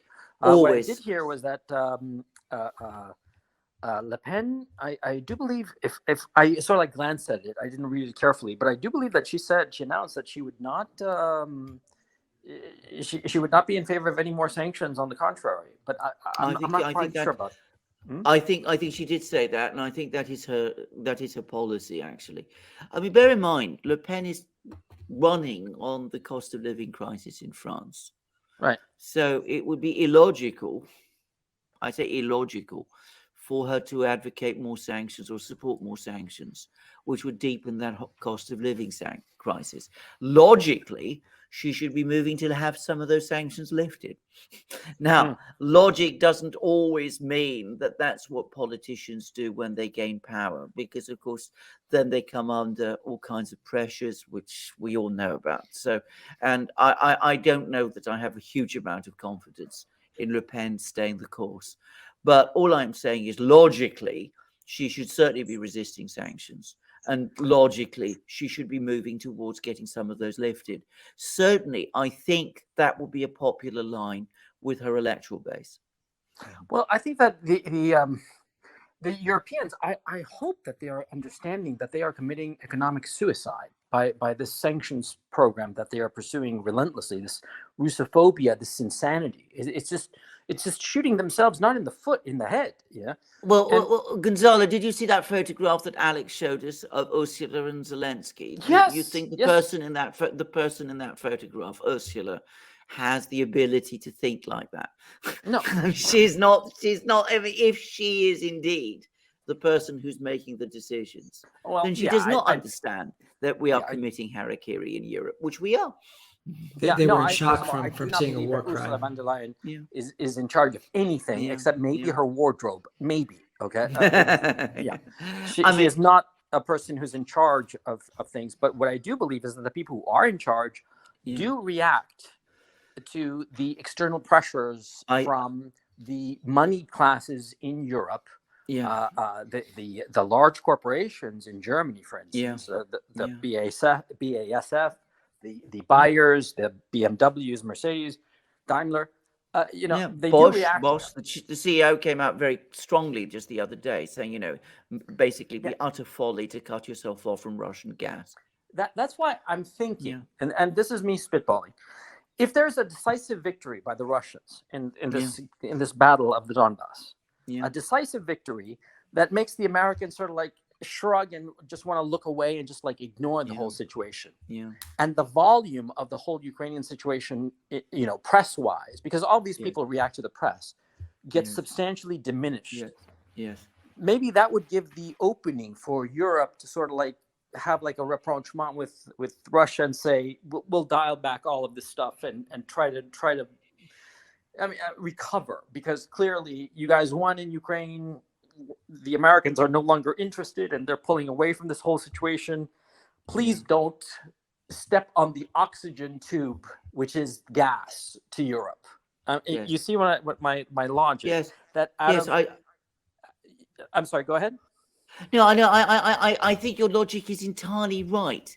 The problem is, I think Olaf Scholz, who is the ultimate decision maker, I think at some fundamental level, he probably does understand this. The problem he has is that, firstly, he's got a very unstable coalition. And the second problem he has is that he's rather dim. Now, I'm sorry to sound brutal when I talk about this, but you can see this. He's very, very clunky. He finds it very difficult to think outside conventional things. And he comes across like a sort of sleepy,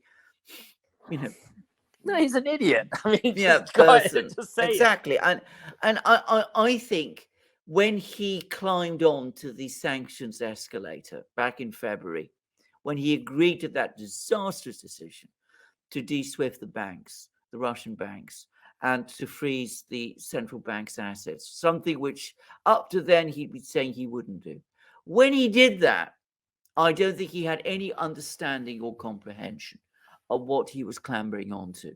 And I think he's trying to find a way down. He's finding it very difficult to deal with Habeck and Baerbock, his two Green ministers, who have been massively empowered by all those decisions that he's made. And on top of all of that, he also, I think, finds it extremely difficult now to respond to the Americans and the British. And coming back to an earlier point that Alex and I were discussing previously on our program, I think that he found the whole point about the Austrian Chancellor's visit to Moscow, Nehammer's visit to Moscow, was, I think he was definitely put up to do it by Scholz. I think it's widely accepted. I don't think it's controversial. I think it was intended to be a secret visit. I think they're looking for some kind of way back. I think they're finding that the Russians are not interested, and I don't think Olaf Scholz has any real idea of what to do. Oh, by the way, insofar as the Chancellor of Austria is concerned, he does seem to have some very peculiar domestic problems going on with his wife and a couple of drivers. It's some bizarre and sordid tale. Basically, a scandal going on in Austria. I don't know the details. I mean, it seems to be very scandalous and pathetic and tawdry. Tawdry would be the correct word for this. You know, one of these bizarre alcohol and sex stories that there's a prurient interest, of course, but at the same time, it's just like, especially when you're dealing with adults and not like laughable figures, not obvious clowns, but rather people who are supposed to be in positions of power and responsibility, and you realize that they are acting like buffoons. Well, so that's why I don't know, and anybody who's listening, go check it out. But apparently, part of the reason that this this prime minister, what's his name? It slips his name. Nehammer. Well, he seems to have gone on this mission. In a big part of it was so as to deflect from his domestic problems, which apparently are quite serious. It could be that this is not Olaf Scholz sending an emissary, but rather a cowboy who figured out, well, if I go and go to Putin and try to do some diplomacy using my position as the Chancellor of Austria, which is a neutral nation, maybe I can smother this domestic scandal. And it might be that that's why this fool went to Russia and talked tough to the Russians, because that's what I understand, that he went there and went on and on about the alleged killings in that suburb of Kiev and blah blah, and try to be tough, and it blew up spectacularly, as I understand. All I would say about that is that if that was his plan, it was a crazy idea, because of course the one way to inflame his political problems in Austria is to go to Moscow at this time. Last time I was in Austria was in 2015, and I was in Vienna. And of course, the thing that struck me very much in Vienna was how the Russians were absolutely everywhere. I mean, the Russian economy, the Austrian economy, seemed to be critically dependent at that time on trade with Russia. There was the Lukoil headquarters that I remember seeing very close to the center, very close to my hotel, and it was enormous. And the idea that Austria would go into a sanctions war with Russia, I mean, back in 2015 when I was there, would have seemed utterly fantastic to me. Well, but I just wanted to throw in that context insofar as this chancellor is concerned, because it does because of his current domestic scandal. It doesn't seem so straightforward that he's basically an emissary of Scholz. Yes. He did say that he consulted Scholz before he went. So well, look, we don't know. We don't know the whole story. But certainly one thing is indisputable. Whatever he thought he was going to achieve in Moscow, he came up against a Putin who's in no mood to compromise at all. And my impression was that Nehammer came away from that meeting, frankly, steamrolled over. The Russians, by the way, have not yet condescended to provide a readout. Oh, really? Yeah. Oh, that's kind of even worse. That's It's just you're not worthy of wasting our time on you. No, no, and they didn't even receive. Putin didn't even receive him in the Kremlin. Yeah, he received him in his house outside. Novo, which is most unusual, by the way. Well, no, that's a snub. Well, I don't know if It's a snub. or It not. is a snub. It's an You think absolute so? straightforward. Definitely. Okay. Definitely, it's a snub. I mean, if you're the Chancellor of Austria, you receive him in the Kremlin. You don't, send him along to your, country residence. Yeah, you're right. And apparently, Nehammer wanted to talk to Putin one-to-one, and Putin insisted in speaking in Russian, despite the fact that he speaks German fluently, and he had interpreters with him and stenographers and everything. Oh God! Oh. So I think that maybe Putin had his number before he showed up. That absolutely. It was just, yeah. Okay, yeah. So we're waiting on what happens with these battles, I suppose. I suppose we do. Well, it is Mariupol at the moment is the big place, I think, because that's where all the focus is. But I mean, I'm sure you've heard about the comments that the Ukrainian Marines published on their Facebook page in Mariupol, which I found extremely distressing, actually. That they've run out of food, that they've run out of ammunition, that all the infantry amongst them is basically dead, that they're surrounded by piles of their wounded, and that they feel betrayed by their commander-in-chief. Yeah. Well, I've heard a lot of different things. If you want, I'll just give you the rundown. Please. Okay. Let's go piece by piece. In Mariupol, it's over for them. They are trapped, and there's no possibility of any kind of relief. They begged for it. The men there, they begged for it multiple times. And quite apart from us kind of like conjecturing as to what's going on, this is a tragedy for these men, and they are terrified of the Chechens and terrified of the Donetsk People's Army, and with good reason. And because they have behaved atrociously, and if they get their hands on them, they're mincemeat. And the fact that stupidly so many of these Azov people have said in various videos on Facebook and other places that they do not intend to take any Russian prisoners. Well, by the same token, the Donetsk army and the Chechen army are going to be in no mood to take any prisoners either. I think that if they're lucky, they get captured by the Russians, because it's a tragedy, because it's going to be the senseless death of a lot of people, but that's war.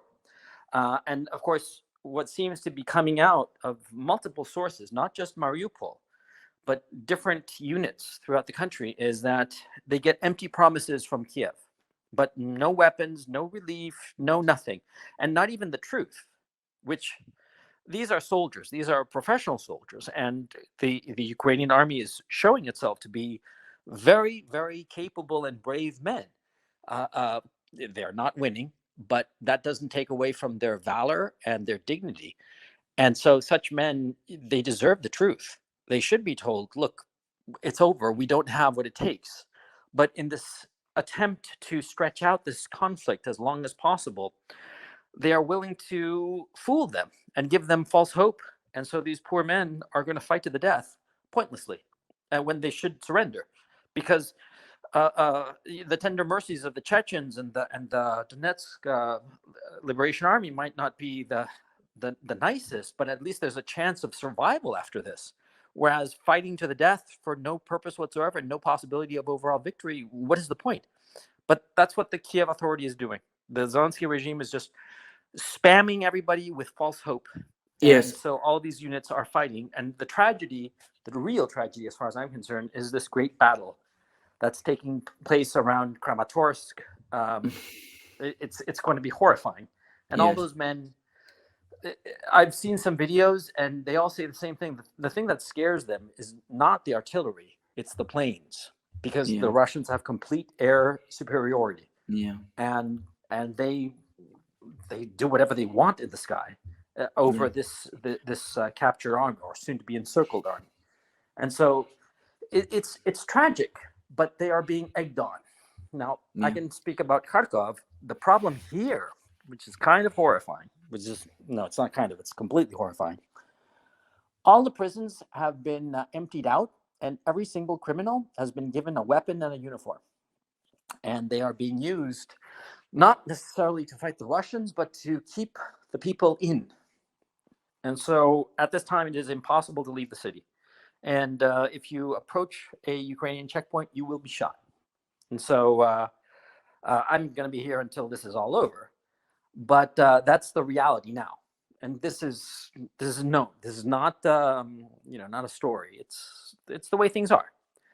And so every road that leads out, there are checkpoints, and if you're lucky, you'll be robbed of everything you have and sent back into the city. Okay? And that's the ugly reality of this situation, which I think is abhorrent. But it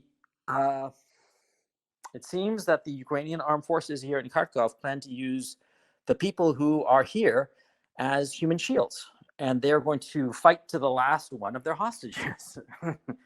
Now, as a realistic matter, I think that what will happen is that there will be the decisive battle, and that the Ukrainian armed forces, in terms of morale, will simply collapse.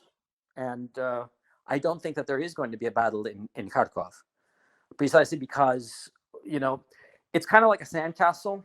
The will of an army is like a sandcastle. And once that sort of like starts to collapse, it just goes all at once. And the whole thing just falls apart. And especially because of modern communications technology, internet, cell phones, all that, everybody's going to know. It's going to be images of thousands of troops, unarmed, being escorted into military internment camps until they're processed and denazified. Denazified in the sense of, actually looking at them and seeing if they have Nazi tattoos, and those go to one side, and the ones who don't have any tattoos go to the other side and are released probably. Once those images start emerging of thousands of Ukrainian troops captured, that's when the will of all the other various pockets in Ukraine will collapse, because they will know that it's over. And that at this time, a lot of these different pockets are believing the lies that the Zelensky regime is telling them, the PR, the false hope that I mentioned before. But when they actually see thousands of their comrades in arms surrendering and it's over, then the will of the whole army in the different pockets will simply collapse, because there will be no purpose. And they will realize what they suspected, which is that they've been being told false hope, or being given false hope by the Zelensky regime. And I think that it might happen very, very quickly.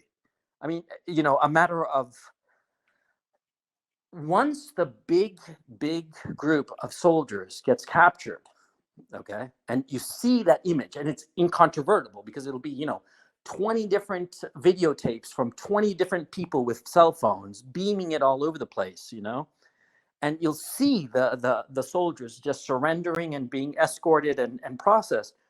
That's when the whole thing will just collapse. And I think that might be very, very quickly.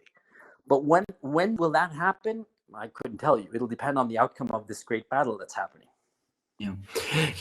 Can I just say, just to reinforce your point, the very fact that the people in Mariupol apparently really believed that the Ukrainian army might break through and relieve them, shows how completely deceived and out of touch they are with the situation around Mariupol. That clearly indicates that they were being fed entirely false information by Kiev about their circumstances. And can I say, Gonzalo, I completely agree with your sentiment that this is a sacrifice, a pointless sacrifice of the lives of brave men. Yes. It very, very much disturbs me. It is the opposite, I would have thought, of what a responsible commander does. And throwing away the lives of brave men in that way to no purpose is just ludicrous. This isn't Stalingrad. Stalingrad, the Soviets held on to Stalingrad because that was absolutely vital for their success in the war. This isn't going to achieve anything like that. This is a pointless sacrifice, and a commander who does that to his soldiers is no kind of commander at all. No, I completely agree. I mean, you know, these are brave young men, and here's the thing. See, you know this in the history of Great Britain. You know, Britain never recovered from the First World War, from the loss of all those men, and France didn't either. You know, and Germany, in many ways, you could say, it never recovered from the Second World War either. You know, it was just throwing away the flower of a nation, and it just broke the spirit of these nations.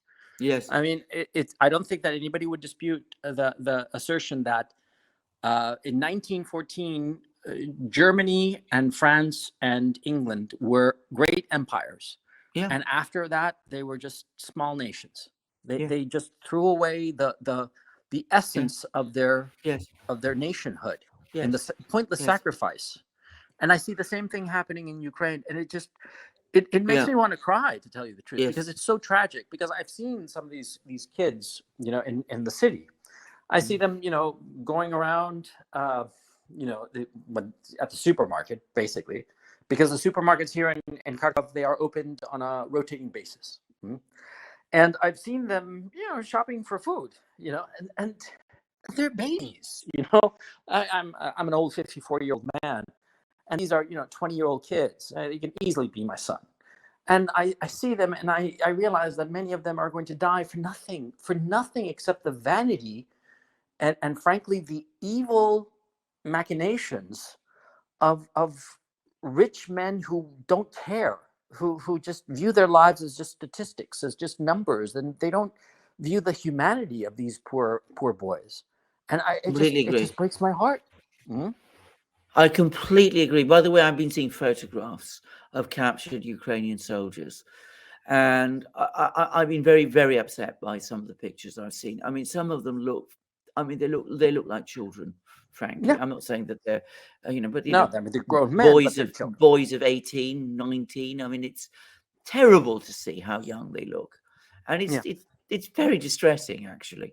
And I completely agree. By the way, I mean, the other country which was severely weakened by the two world wars was, of course, Russia. And you know, we had a program about this before, and I mean, there's no question about this. I wish that you would restart that program. I know. That was such a brilliant show that you guys were doing. Yeah. Well, we absolutely will do that. But I mean, throwing away the life of your youth in that kind of a way, on as you said, as you absolutely rightly said, the evil machinations of people far away and the vanity of others is a disaster. It's a terrible thing to see, and especially when the outlines of a peace agreement were so visibly there. Oh God, anyway, it's just heartbreaking. Yeah, it is. But anyway, just to tell you about the situation in Kharkov, there is a sporadic artillery fire that I hear, at least northeast, you know, it seems north and the northeast. Beyond that, I couldn't tell you exactly. And it seems to be coming from about between 5 and 10 kilometers from the city center. And you know, Scott Ritter was the one who has emphasized the point that the Russians, by no stretch of the imagination, will ever go into street to street fighting, because it's pointless. It's just a meat grinder, and the kind of force that they have, it's just not for that. And so I will tell you that my objective, insofar as my time here in Kharkov, now it's too late. It's far too late to leave. But you know, there was never that intention. I just like I said, and I know that people think that it's a little crazy. I want to see what happens. I just want to see what happens, and I have.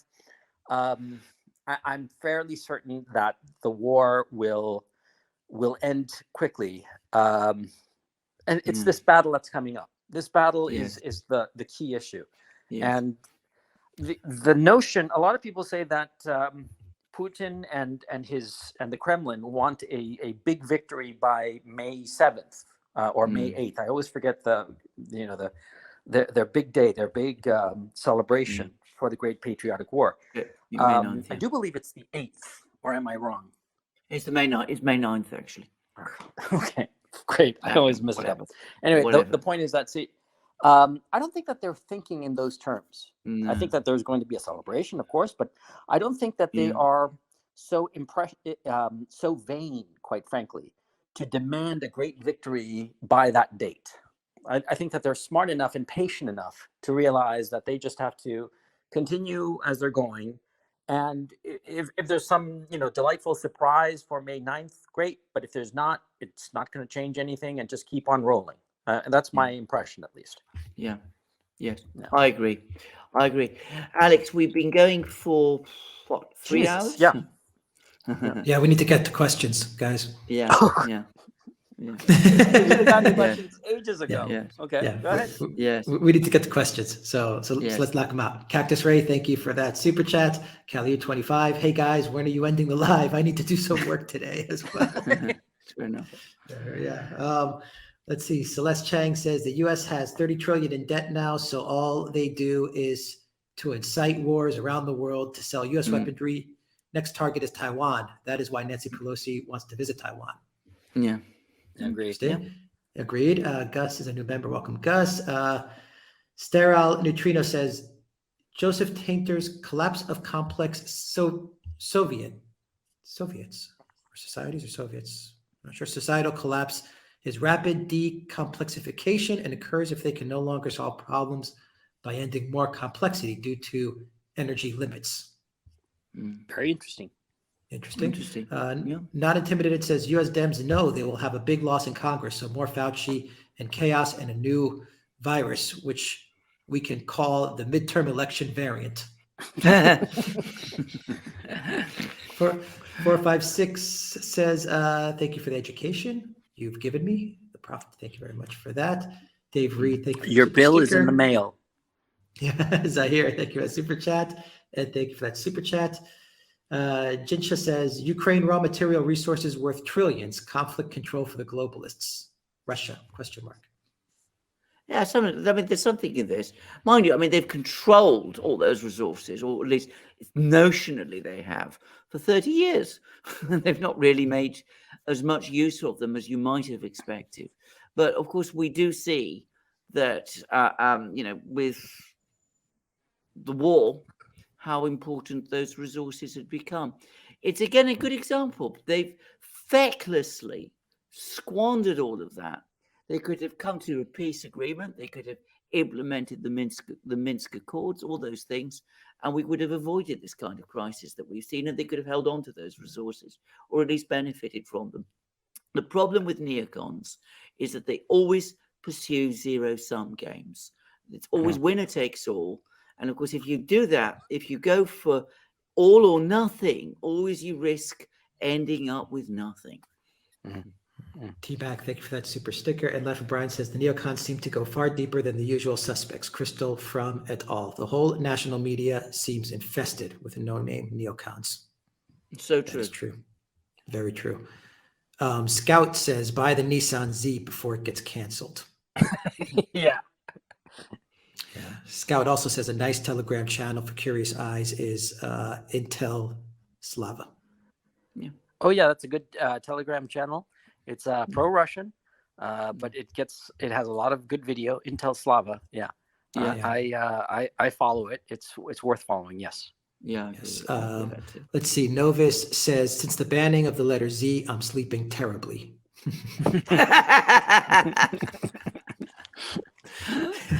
Great US says, FYI guys, sunflower oil is super weird to people in the United States. I had a friend ask people locally and no one knew oil came from sunflowers. They are sold in bags with different flavors. Number 2, still hoping you verify your account. I still get messages when I tried. Only creators that verify cash accounts can receive tips. I thought we verified. I'll check that. But sunflower oil, they have sunflower oil in the United States, don't they? No. Yeah. We certainly do in Britain. It's what they fry their chips in here. Yeah. That's what you guys have run out of. The sunflower oil. Yeah. A lot of the cooking oils are shooting up in price astronomically, and in some places they are disappearing because of people just hoarding it, and they're not getting resupplied. I frankly don't know the supply chain of that, but I have heard that there are there's people lack it. Yes. Yeah. Yeah, in Britain, near where I live, in the shelves of the supermarkets, it's just vanished. And the British use sunflower oil a lot for frying. It's the preferred thing to fry in here. So it's by the way, vanished. I believe a lot of it does come from Ukraine, by the way. Yeah, Alexander, I wanted to ask you: you're in the UK. An acquaintance of mine told me he lives alone, and he pays £1,500 a month for his place, which is in London. It must be not a large place, but he said that he was paying all of his bills were coming up to £800. Yeah,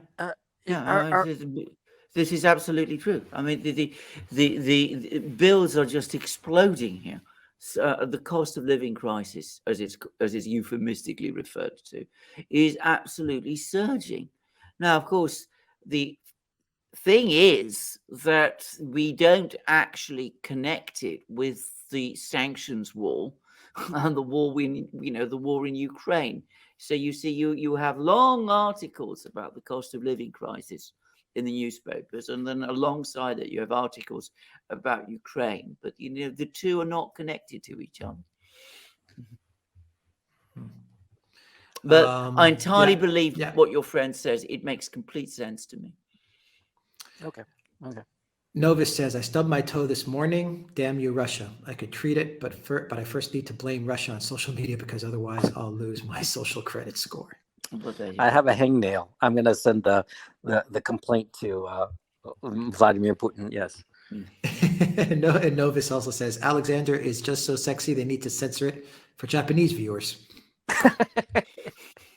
I'm not going to respond. I know what to say there. Thank you. Jennifer says Marine Le Pen will win big on April 24th. The EU is done. We'll see. I mean, it's possible. France is so complex. French elections are so complex. It's what Gonzalo was saying. Lots of moving parts there, and it's not possible it's very difficult at the moment to say how it's all going to work out. Jay Gostler says, this is the only place I get real news on Ukraine and Russia. Thanks, all you guys, for all. Where is it? I just lost it. Thanks, you guys, for bringing the truth to the world. Thank you. You're welcome for that. You're welcome. We appreciate the support. And Ehong says 153,000 cooks, administrators, cooks, and then at the tail end, the trigger pullers. I think this is a reference to the British Army. I used to deal a lot, by the way, with the British Army, and not being in any way a military man, I want to stress, but I once was involved in a legal workshop in Woolwich, and I was providing advice to soldiers, and I really have to say that they were wonderful people. I absolutely loved them, but I did see how very bureaucratized the British Army has become, and that was years ago. And it did seem to me that there was a very big discrepancy between, the teeth and the tail, if I can put it like that. The teeth were getting fewer all the time, and the tail was always getting longer. Quickman Sam says, my fellow Americans, I am pleased to tell you I just signed legislation which outlaws Russia forever. The bombing begins in 5 minutes. That was Ronald Reagan, wasn't it? Yeah, that was a joke that he made all that time ago. But he was joking. I mean, and let's be fair to Reagan. I mean, he did meet up with Gorbachev. They did do all kinds of things together. I mean, he clearly wasn't anti-Russian, really. But I mean, he did say that. I never thought that he was anti-Russian. No. Mr. Rosa says, appreciate your efforts to highlight what the legacy media fails to say. Yeah. Very true. Thank you very much for that. Euro Gabor says, the second intercepted radio transmission just released. Lighthouse, Lighthouse, we are coming for all of you. However, this time it was heard with a thick Chechen accent. Good luck, everyone. Wow. Curiouser and curiouser. Yes. Trezit says, thanks for your work. Keeps me sane here in Australia. Thank you very much for that, Trezit. And Ehong says, NATO is a paper tiger. We've disbanded most of our heavy formations since the First and Second Gulf War. Exactly right. Yeah.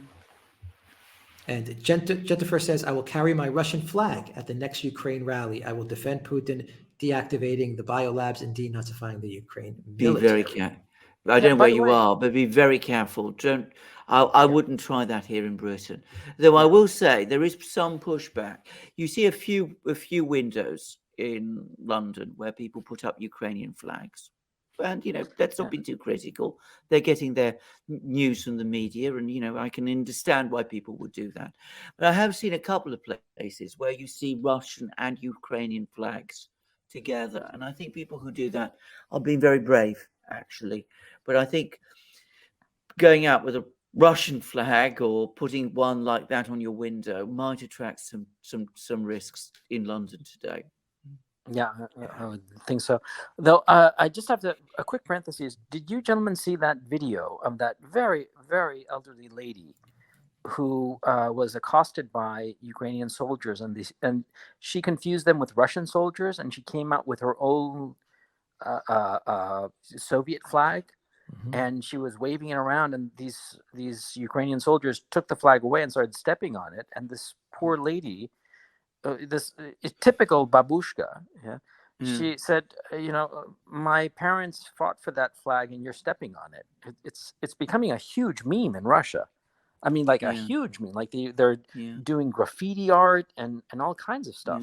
Oh, absolutely. Yeah, Alex, I don't know if you can Yeah. pull up that meme. No, I haven't seen that video. I've heard about it. What I I've seen the have video. seen, I haven't seen yes, memes on yes, it. Yeah. Yeah, yes. no, What I I've have seen seen, several memes. Yeah, and yes. What, like graffitied on a wall, and yeah, it's becoming a thing in Russia. I mean, yeah, the point I want to say, yeah, Russia's popular will, is yeah. hardening, and I it's agree with that. becoming increasingly clear to anybody Yeah, who's an observer is that yeah, Putin is not the aggressor. He is the moderate here. If yes, I he's know. gone, the people who will replace him are just going to, they're going to just tear around in Ukraine and do God knows what, So Well, there you go. anyway, I Yeah, just wanted to I mention that. agree. I completely agree.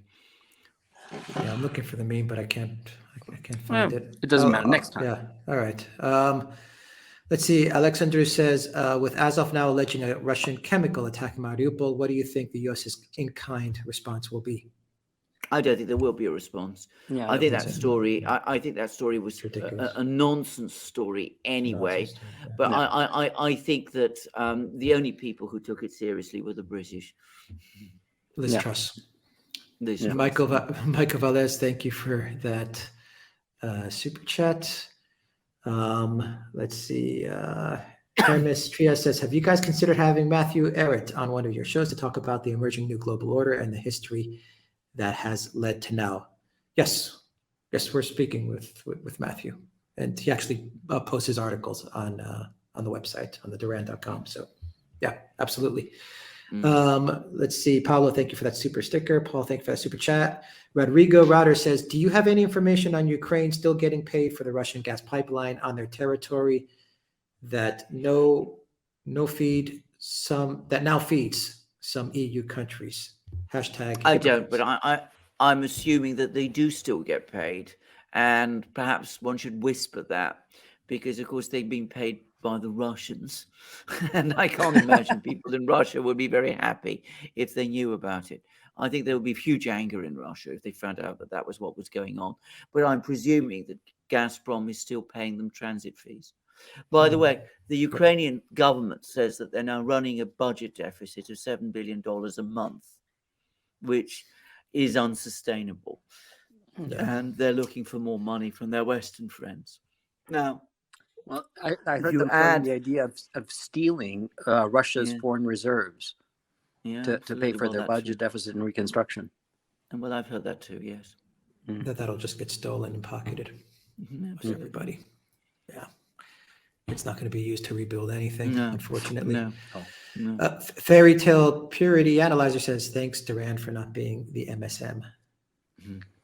Thank you for that. Multimedia Clip says, God bless you all. Love this channel. Thank you for that. Simple Sandman says, with lockdownerism leading to massive shortages, is famine inevitable? How quickly can we turn it around? Is the West lost?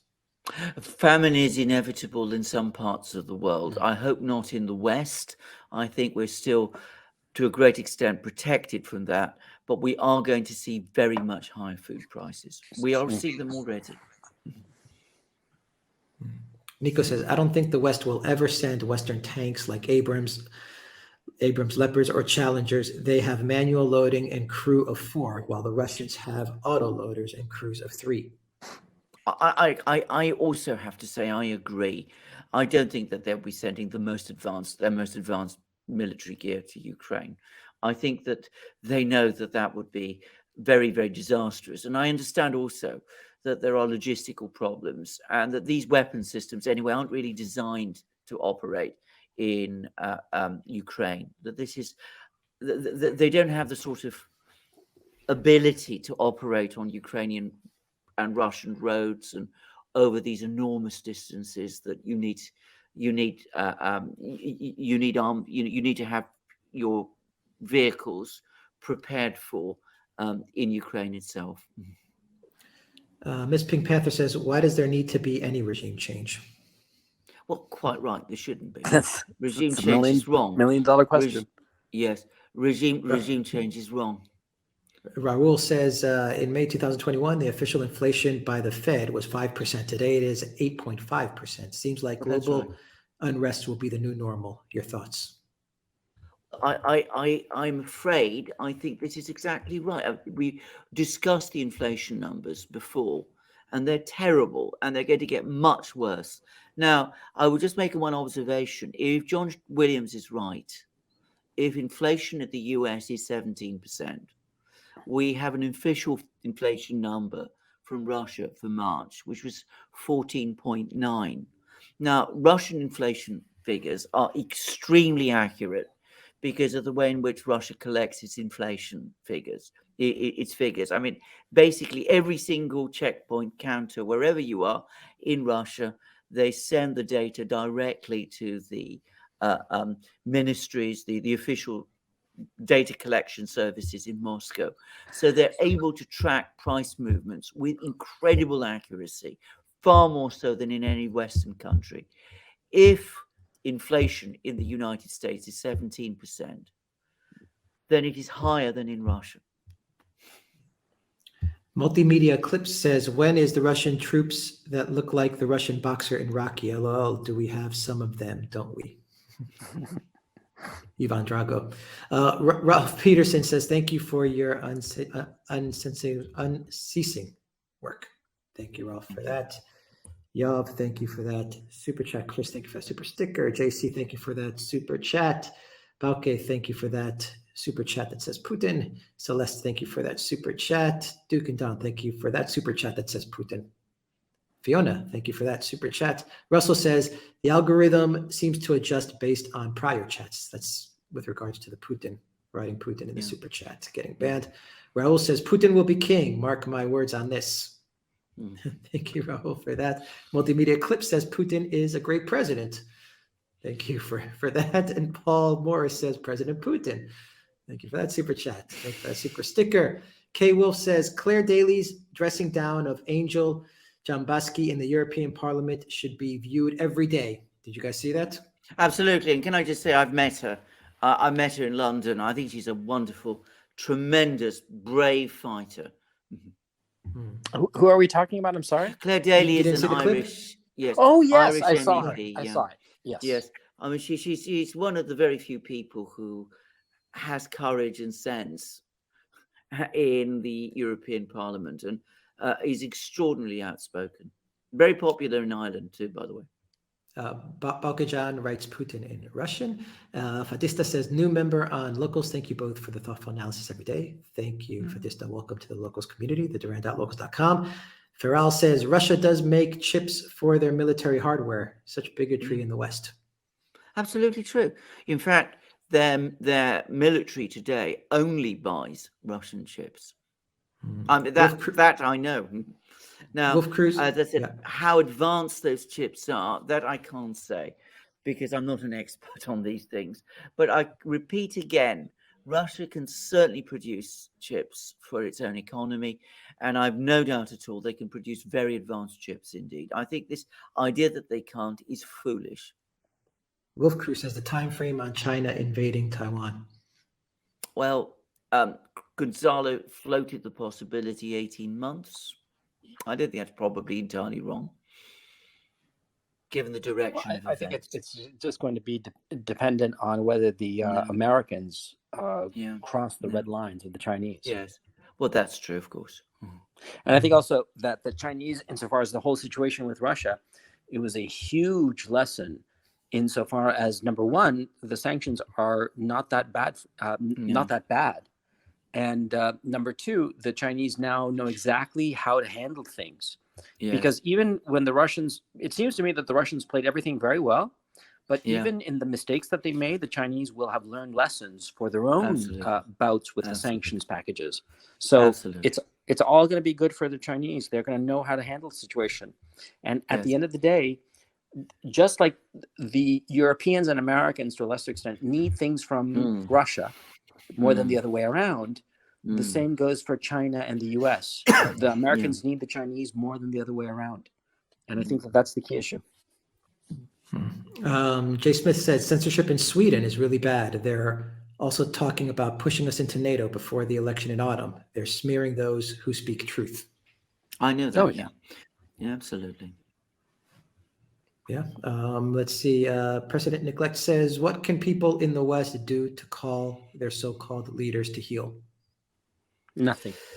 Nothing at the moment. Just all we can do is vote to the extent that we can, protest. But the most important thing we can do is learn. I mean, you know, when we're surrounded by falsities, at least let's know the truth. And of course, eventually, when we know the truth, what happens is the truth always wins. At least I always believe so.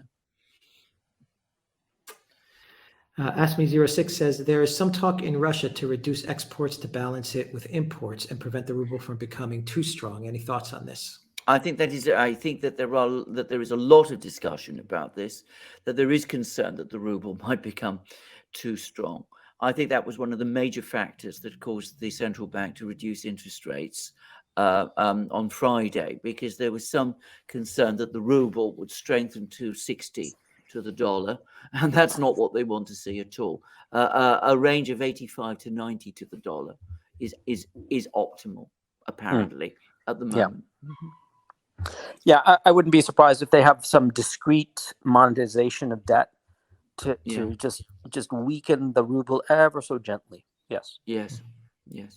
Johnston says, thank you for the info. Lana says, Russians are not offended. We do need a good kick in the butt to get things going. Well, Bismarck had that famous saying that the Russians were slow to harness, but quick to ride. Yep. Yes. Very true. It's true. Kim, thank you for that super sticker. And Maddie, thank you for that super chat. Raphael says, guys, I only want to say thank you. Thank you. Thank you, Raphael. Reckless Abandon says, "Я хочу тебе такого, как Putin." Thank you, Reckless Abandon. Excellent Russian. Patrick Lancaster says, Jungle Jim says, Patrick Lancaster is back after an absence of 4 days. His movements around Mariupol pick up the sounds of what seems to be artillery and gunfire outside Azovstal in the nearby areas. Yeah, I was a bit concerned about the fact that I always call him Patrick Lawrence. Patrick Lancaster had disappeared for a while. It's good to hear that he's back. I haven't seen his latest video. Very brave. Yeah. Raphael says, I was a U.S. Marine just like the Colonel. Jesus, what a mess. God bless the world. We have Putin a steady hand because things could go badly. Yeah. Peace, Jen. Thank you for that super chat. Commander Crossfire says, Ethiopia was the fastest growing economy and close to achieving real sovereignty before the U.S. triggered a civil war. Any chance you could do an analysis on it? We must do. At the moment, unfortunately, Ukraine is taking up all our time, but Ethiopia is certainly something we should go back to. A huge country, massive potential. And you're quite right, they seem to be doing incredibly well until the moment when this war began. Mary Kane says, I think the UK should return the Elgin Marbles as Alexander's aunt campaigned for, though not at the insistence of the EU. Absolutely true. She campaigned very hard, and I wrote some of his, I helped her to write with some of her speeches. She made massive changes to everything. She always used to say that I was too academic, and she was probably right, actually. In fact, she was definitely right. So, yes, but she did campaign, and one day they will go back of that, I am sure. Mike Watts says, with the rapid deterioration of U.S. domestic and foreign policy impact Trump's decision to run in 2024. He's running. He's going to run, isn't he? He is definitely going to run. He's going to run, Gonzalo? Yes or no? Probably out of vanity. I have never respected him because I thought But you think he's going to run? a used car salesman, and that he didn't have the ruthlessness to be a successful politician. You know, and I think that he'll be too old, quite frankly, in 24. And I think that Ron DeSantis would be a much better candidate. But at this stage, I still wonder if there is going to be a 2024 election, because the Democrats, all the polls say that they're going to lose. They're going to lose, and it's going to become a super majority in favor of the Republicans in this coming November. But I wouldn't put it past the Democrats and the current crop of leadership if they throw some sort of monkey wrench into the works and steal the election. I mean, they've done it before, so what's to prevent them from doing it again? So a lot of people are saying this. I mean, more difficult to do in the US, I would have said. But having said that, people shouldn't be certainly they shouldn't be complacent about the midterms. Certainly, that's what I think. Lady Cosmica says, yes, Alex, I love that mug and want to add it to my collection. I have 3 so far. Bring back the mug. I will do that, Lady Cosmica. I will bring back the mug. RDDR says, we push inequality of Russia and the small nations to correct history, but as part of inequality between the West and Russia that perpetuates history. Very true. Anamika says, do you think China has delivered stockpiles of missiles and weapons in Serbia just to test it on Ukraine soil, or are Russians running out of weapons? No, they're not. I think Serbia bought those weapons. Is last I heard. Absolutely. It did buy those weapons. And can I just say the Russians are not running out of weapons. I read in the British media a claim on the 22nd of March that Russia was within 3 days of running out of weapons. That was on the 22nd of March. And if you follow events, the Russian missile strikes are carrying on at exactly the same tempo as before. As I said, this is not the Galapagos Islands or, whatever it is that people think it is. It's a big economy. It's got lots of production. It can keep producing these things. And there's no sign of stress or a strain in terms of its military campaigns. And as for that story about Russia having to get weapons from China, the US itself has admitted that they made it up. Leo16511, thank you for that super chat. Bauke says, use bikes to generate electricity, but our boy needs energy to do that. In other words, food. Oh, wait, we are up the creek. Very well said, Bauke. Gus says, Alex, I want that mug. I will put that mug on the shop. Hexcode, thank you for that super chat. Raphael says, guys, we need to put this in proper historical context. Biden tried to do to Russia what Jackson did to the Cherokees, another trail of tears. Yeah. Interesting. Okay. Interesting. Devin, very, very, very good comment. Devin says, U.S. Western exceptionalism is gone soon. Yes. I think exceptionalism was a disastrous mistake. It was something that the founders of the United States consistently warned against. And unfortunately, in these last 30 years, the neocons sold it to the political class in the United States, who, by buying it, betrayed the founders. Completely agree. Let's see here. Guy, thank you for a super sticker. Terry, thank you for a super sticker. Eric, thank you for a super sticker. Smug Buddha says, why has the West waged this hybrid war and not provided more advanced weapon systems? Why just the minimum? I don't think it has provided the minimum, actually. I think they've provided what they can. I think that, if you start providing more advanced things like F-15s and F-35s, God help you, then you are in a danger of a World War III type situation. And one of the things that Scott Ritter and Gonzalo discussed yesterday, which I thought very, very interesting, was Scott Ritter was basically saying that the Pentagon will not allow things to degenerate to the point of a World War III type situation. So they are left with supplying less effective weapons, which the Russians can deal with. I should say I've heard lots of stories about the effectiveness of some of these weapons. I've heard that the Stingers are not very effective anymore, that the time of man-pads has passed basically in this kind of warfare, that the Javelin is quite effective in some situations, and that other weapon systems that have been provided are not effective at all. GEC says Azov hold up in the Azovstal owned by oligarch Renat Akhmetov, who publicly provides food relief to Donetsk, but also has provided Azov with weapons. Yeah. Playing both sides off the middle. Where Yeah. have we seen that before? Well, indeed, yeah. Yeah, very true. Angela says, very well done, Alex Alexander. Not only have I learned so much history, but now I have a far better idea of tactical warfare. Thank you for that. Ezekiel says, how come no one is scandalized that a country can choose a defense policy or urban warfare with total disregard for your life or your property? Feels more like state terrorism than defense to me. That's what it is. Exactly the point Gonzalo is making. Yeah, carry on. Yeah, I mean, just to emphasize and underline the point, that's the problem with the Zelensky regime. They treat people as human shields, and they don't have any problem of destroying things. And sometimes they fire weapons, not even to get the PR advantage out of it, but just out of meanness and spite.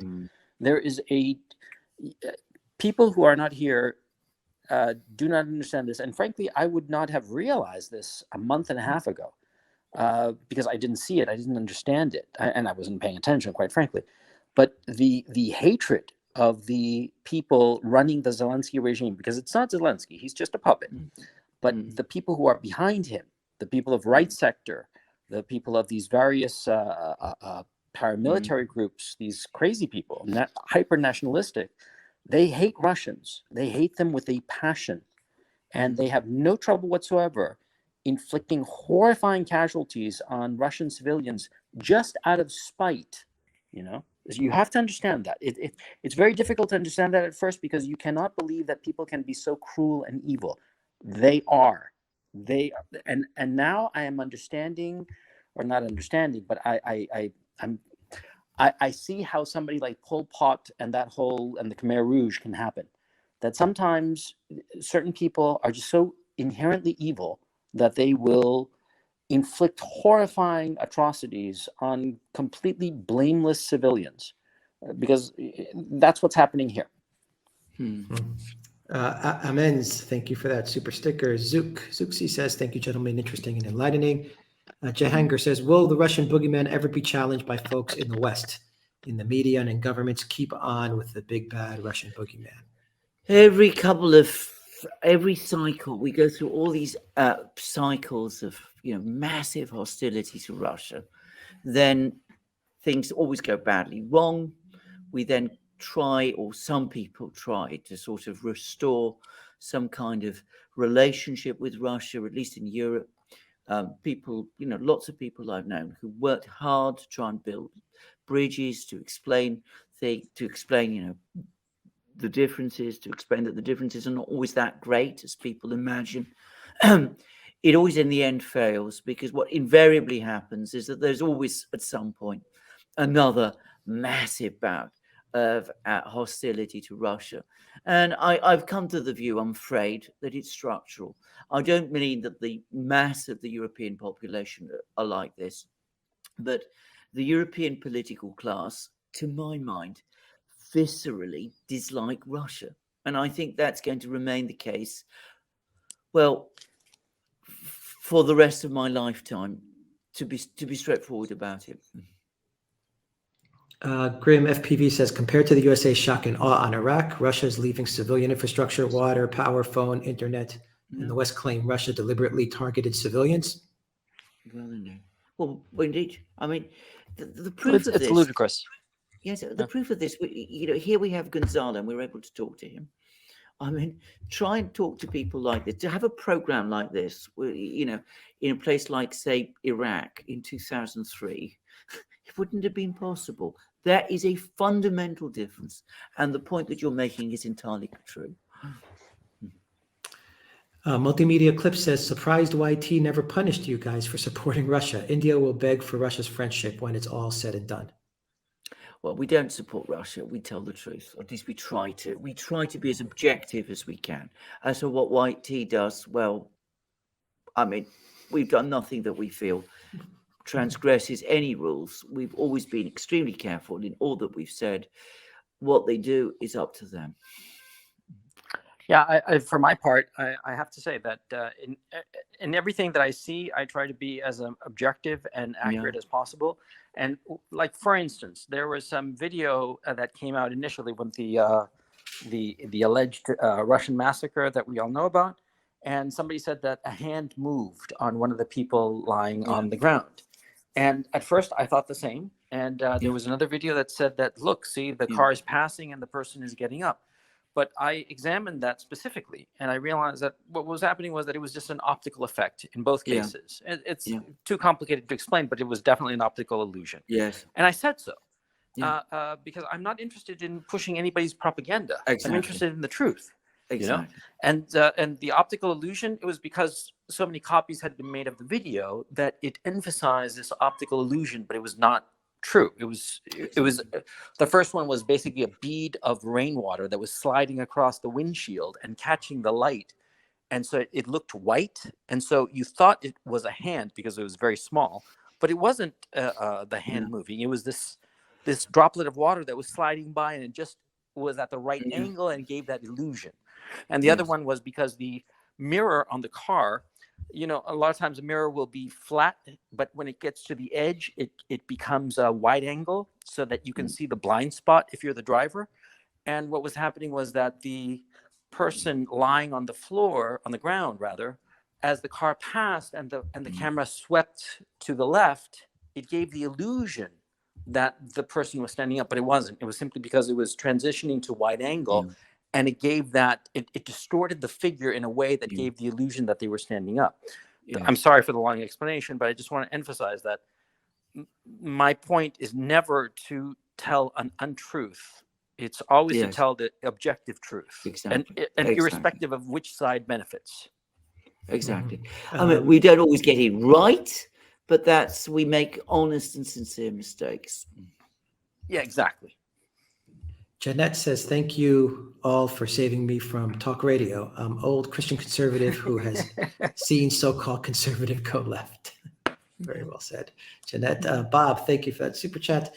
Sterile Intrio, thank you for that super chat. And Anamika says, India had its color revolution in 2014. Huge protests were held in India, which led to the installation of the pro-US government, i.e. Modi government in India. Indian-Russian relations have been strained ever since. Well, they seem to be improving. And in Russia considers that it has a strategic partnership with India. And India seems to agree. So I take your point. I mean, Modi's government was more pro, or seemed to be balancing India in a more pro-American direction. But it seems to have adjusted its policies. I'm not sure how pro-American anyway it ever really was. I don't think anybody's pro-American at this point. I think that people view, if they claim to be pro-American, it's because they figure that it's the smart move at this time. But nobody has any loyalty to the United States. Everybody's scared of the United States, especially after the moves it's made over the last 45 days. Yes. Farrell says, is there a credible case to make for war crimes prosecution of Western politicians? Oh, yeah. There's a credible case, but that doesn't mean it will happen. I mean, don't be any illusions about that. GEC says, according to Stalker Zone, journalists Pepe Escobar and George Webb report Akhmedov linked to Metabiota. Lots of claims of chemical attacks. Your thoughts? I'm going to be extremely careful with these, unless I see some actual evidence and proper sourcing. I mean, these it seems to be rumors. I mean, I was saying right at the start of the program. I mean, we've all been flooded with. I'm sure you've had them, Gonzalo, all kinds of claims about what is below Azovstal. And I have to say, you're a person who is in films. I mean, it did remind me a little bit of, some of the Resident Evil films, with this vast bunker underneath. And I have to say, right now until I've seen it, I won't. I will wait and see. Mm-hmm. Well, the most credible rumor that I've heard so far is that down at the basement of Azovstal, that's where they have the alien bodies, and it's the real alien bodies. And everybody's terrified of bringing them out. So yeah, it's ridiculous. But we'll find out. We'll find out in due course. Cactus Ray, thank you for that super sticker. Zuxi says, when ex-military are converted for urban use in your own country, i.e., the USA, are the majority unaware that they could be used on them? Yes. Well, yes. Well, the whole Patriot Act thing. And people warned the Americans that Patriot Act would eventually be turned on the Americans, and it was. And you have the color revolution. It worked so well in so many countries around the world that they finally used it on the United States in 2020. So see, this is what happens when you let your government run riot around the world. Eventually, it comes back to bite you in the butt. Yeah, and that's what's happened. Ihang says, only Trump has the fortitude to pursue election integrity in the form of an amendment, impeachment judges, and indicting the DOJ and corrupt state officials, i.e. Brad Raffensperger. That's the problem. That's the problem. Katie Hobson. He doesn't have the stomach for it. He doesn't have the stomach for it. That's why it's so he's such a disappointment. He doesn't have the nerve. He wants to be liked. Borkhan says, Viva freedom, Viva liberty, Viva God, Viva Putin, and Viva Chechens. Clean the house. Thank you for that. Super chat. Let's see, where am I here? Maddie G says, first time listener, $2 for Amuse Bush. Thank you very much for that. Radovid says, Antifa are the SA, Sturm Albelung of the neo-fascists. Radovid also sends us a super sticker. Thank you, Radovid, for that. Commander Crossfire says, pineapple on pizza, yes or no? Yes. No. Yeah. No. Which one, Alexander? Yes or no, Alexander? Yes. No for me. Definitely not. Alexander, no. Gonzalo, yes. Yeah. Okay. And you, Alex? No. Well, what about the chat? You are weak. You both are weak. Yes. Ham and chat, are you? Yes. And pineapple. No. God, no. Z. You all are Russian bots. That's no. Yes, there's a yes. There's another yes. There's another yes. No. Yes. Dear God, no. I think there's more no's than yeses. Russian Italy bots. says no. There it is. Italy says no. Yeah. We got the experts. Even though now I'm seeing a lot of yeses. All right. Sem Soto says, what's your take on how Russia might react to Finland actually joining NATO? I think this is a big issue. I think if Finland joins NATO, there will be further militarization in the Arctic, the north, these areas around Russia. And I think this is one of the things to say is that if you actually look at the map, and I haven't really discussed this is something which perhaps we can have a discussion with someone like Scott Ritter, but it seems to me that this is where it would be different between, say, having Ukraine in NATO and having Scandinavia in NATO. Scandinavia doesn't look very defendable to me. That's what I would say. So I think it would be another problem of over deployment, if I can say, over commitment. I think it's stupid. The Russians are responding fairly forcefully. They've actually started moving equipment there. I don't think they're planning on doing anything, and, I mean, certainly not like an operation like this in Ukraine, but it's just raising tensions for no reason, to no purpose. Agreed. What do you gain? And Well, you gain nothing. you gain nothing. I mean, can I just say? I mean, I not with Finland. Finland has been a sort of independent country, but Sweden, as anybody who is familiar with these things, has been very, very aligned with the Western powers Oh yeah. ever since the Second World War. I mean, Swedish neutrality has always been something of a fiction, anyway. Hunger the Dye Merchant says, what are your thoughts on the death of Russian liberal Democrat Zhirinovsky? I think he was the only Lib Dem I could agree with. Yeah. Well, it is the end of an era in terms of Russian politics. I think that his big moment actually was in 1993 when he won the parliamentary elections after Yeltsin dispersed the Russian parliament and basically used force against it and imposed a new constitution. And the liberals around Yeltsin seemed to be preparing to make a clean sweep. They'd set up their party, Russia's Choice, which was going to take Russia in a decisively liberal direction. And then Zhirinovsky came along and he campaigned against that very bravely. And to everybody's astonishment and horror, he won the election. I mean, his party came top. And I think that was a decisive event in modern Russian history. It meant that the attempt to try and win Russia to win it over completely, conclusively, to put it, within the Western camp, to sort of colonize it in effect, that the Russian population was always going to resist it.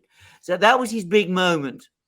I think he always remained an important force in Russian politics afterwards, but I don't feel that he ever quite recaptured that moment that he had in 1993. Commander Crossfire says, Russia says peace talks deadlocked, cry havoc. Absolutely, yes. We've been saying that for several days. You go back to what there was something that Lavrov said a few days ago, that that the Ukrainians retracted on all the major concessions that they made in Istanbul, and the Russians are absolutely furious about this. One person who's going to be seriously embarrassed, by the way, is going to be Erdogan. Life of Brian says, how do we make the neocons go away? Whom do they work for anyway? I've decided that the only way that they're going to go away is if the United States suffers some kind of overwhelming defeat. And to the point where even the political system in Washington finally turns on them. Johan, thank you for that super chat. Michael says, did you see the NBC interview about the U.S. intel community releasing info which was borderline or false? Absolutely, I did, and I thought it was shocking. Outrageous. And once upon a time, everybody would have said it was shocking, and it would have been a big story.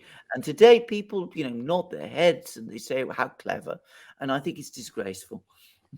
Yeah, because it's all lies. Then they're lies. Just spouting lies to move people around with propaganda. It's not even true things that they are trying to emphasize so as to steer the reaction of the people. No, they're just outright lying about stuff. Yes. And so what is exactly the point? I mean, if I want my fiction, if I want my movies, I'll just get a Netflix subscription, and buy something off of Amazon. But this is bizarre. It's just insane, But absolutely. Bear in mind, it's not been done to deceive the Russians. It's been done to deceive us. Yeah. I mean, that's exactly. It's just shocking. You're absolutely right. Yeah, that's the outrageous part. Yeah. It's because it serves no military purpose other than to manipulate the people into going in a direction that might be well off the cliff. I mean, it's clear that it's off the cliff insofar as these sanctions are concerned. God, I hate the American leadership so much. Every day something comes up that makes me despise them a little bit more. When I heard about this NBC revelation, and they were so la-di-da about it, like, oh, it's no big deal. We just, lie to you so that, It's oh man, I'm sorry. I just find it so despicable, No, especially I was. with the background that I have, insofar as how I Mm, was raised to think of the Americans and how they would try yeah, to do the right thing and all this nonsense. It was all yeah, just a pack of lies, or it yeah. has become a pack of lies. It's become a pack of lies. Shady Lady, thank you for that super sticker. Chun Ling, thank you for that super sticker. Wolf Cruz says chemical weapons attack in Mariupol. Media reports. Yeah, as I said, I think we've Covered basically that, yeah. knocked that one on the head. Yeah. Imra says, just arrived and Alex is wearing the colors of my country. The stream can't be that bad. No, the stream is great. And the colors of your country are great. Life of Brian says, given the FBI's Whitmer failure and the CNN embarrassment regarding the disinfo conference, has the press broken through its last credibility floor? Well, I always say think that, and then somebody still comes along and believes them. I mean, that's what's really so astonishing about this. You'd have thought that by now people would understand that what they're reading in newspapers, at least most of the time, is fiction. But somehow people still, trust the BBC, believe the Guardian, accept the Financial Times. It always amazes me, actually. Ola says, thank you for being here. Thank you, Ola, for that. Navid, thank you for that super sticker. Kyle, thank you for that super sticker. Red Pill Scholar says, what happens to the U.S. military when the U.S. economy implodes? USSR style collapse? Thank you, gentlemen. Yeah. What will happen, this is my own view, is that there will be a massive period of turmoil in the United States. The military will hold together, as it did ultimately in Russia. And I think it will hold together better in the US than it did in Russia. And eventually, at the end of that period of turmoil, you will see a reconstruction, a process of reconstruction. That's what I believe. SSS, thank you for that super chat. Tina, thank you for that super sticker. Wayne Hall says, you're wrong about Ukraine. The elites have too much invested and too many skeletons. Well, there are a lot of skeletons. There are an awful lot of skeletons, and we don't deny that. If you mean that we're wrong, that they will allow this to end in a Russian victory, that they will try to prevent that. They're doing everything they can to stop that happening. That was what Josep Borrell was talking about, which Alex and I discussed at the start of the program. But the fact is, they may will a Ukrainian victory, but the means to achieve it are beyond them. Frank, thank you for the super chat. General Meow, thank you for that super chat. And SSS says, NATO Article 5 is a bluff. Americans won't risk the cities bombed if Russia attacks Poland. I've heard lots of people say that, but I wouldn't want to test it. I wouldn't want to test the proposition. And besides which, I hope we don't get into a situation where the Russians bomb Poland. Why would they do that at the moment? Okay, let's see here. Where am I? Hermes says an election in Australia has been called for May 21st, and it is very likely that Scott Morrison will lose the election. Yeah. Client state status won't change. I agree with that. I completely agree. The only thing that might change, and I say might, and that's a very heavily qualified might, is I was talking to an Australian lawyer on a program about Julian Assange that we did on Consortium News, and he thought that a new government might be, just might be, a little bit more willing to exert itself on Assange's behalf. Well, we'll see. Emilio says, hello guys, have you seen the position of the Mexican president bashing on the UN for breaking the bridges of negotiation? He also insists in keeping Russia as a friend, and the Americans are not happy. I know they're not happy, absolutely. Gonzalo, any thoughts about Obrador? I think that the Americans right now have bigger fish to fry. Yeah. And so they're not going to be dealing with Mexico right now, because also if they turn their attention to Mexico, then they have to talk about the lack of a border with Mexico. And that's something, a conversation that the Biden administration does not want to have. And so I think that they will basically just grit their teeth and allow the Mexicans to say whatever they want and just studiously ignore the Mexicans because of the border issue. And because, as I said, they have so much to deal with their European partners, vassals, that, you know, dealing with the Mexicans on top of that is just too many fish to fry at this particular moment. Yeah. Michael Vallis says, when do you think Lindsey Graham and his cohorts would be politically punished for their inciting Ukraine and AZIs? Never. Never. I agree. Yeah. The VB says, thanks for all your time. Did you talk about Canada training the Azov? Yes, Yes. Alex mentioned it. We only mentioned it in passing. They've been doing it for a while, but absolutely. we have photos now. The hypocrisy has to do with the fact that Trudeau flipped out when one NAZI flag showed up at the Freedom Convoy. I know. And he flipped out. Meanwhile, they're training whole battalions. I know. So, Yeah, and the NAZI flag that appeared in the convoy was agent provocateur. It was clear. Absolutely. Yeah, absolutely. Yeah. Completely agree with that. Satch says, will NATO be weaker after this fiasco? I think ultimately, yes. Mm-hmm. Yeah. Rich says, Italy's second biggest industrial base in West Europe, machine tool builders, automotive firms, transport equipment will have these industries decimated. Yes. Absolutely. I saw that Mario Draghi now has the new solution to Italy's problems with energy. He's going to go to Algeria and buy more gas from the Algerians. That's true. I'm really That's not true. making That's it true. up, but it's true. It's absolutely true. He's going to Algeria. He's going to Algiers. Algeria, as I understand it, has no capacity to increase production of gas. So, but that's his great solution. That's his plan. Ryan Winter says Switzerland's neutrality has been damaged by the participation in the sanctions war. Sadly, we didn't have the courage to stand up to Brussels, and it's a shame because we owe the Russian people gratitude. They saved us twice. Yeah. Well, in Switzerland, it's a special case. I have some business in Switzerland. I go there pretty much every year, at least a couple of times a year. And the Swiss really hate the Russians because the Russians, as a people, kind of like have Switzerland's number. They recognize that what the Swiss love above everything is money. And so they throw money. The Russians who go to Switzerland throw money at them and treat them like dirt, treat them like prostitutes. I mean, like in a very ugly way. And the Swiss have had to deal with this situation for 30 years. And you could blame both sides or one side or the other side, doesn't matter. The animosity of the Swiss establishment towards the Russians, and unfortunately, is a very real thing. And so it's kind of like not surprising that they took this opportunity to lash out at the Russians and perhaps push them out of their country, by way of the sanctions, and that's my feeling. And look, I don't have any kind of insight insofar as like official insight, but it's just a feeling, a sense, because I have seen in restaurants, which many times is the most indicative, a great place. Taxi drivers and restaurants. You always want to pay attention to the waiter and the taxi driver. They can tell you a lot. And they kind of like hate the Russians, but they like their money. And now it's a good way to just cut ties. You see what I'm saying? Absolutely. I have to say, I still think it's a huge mistake.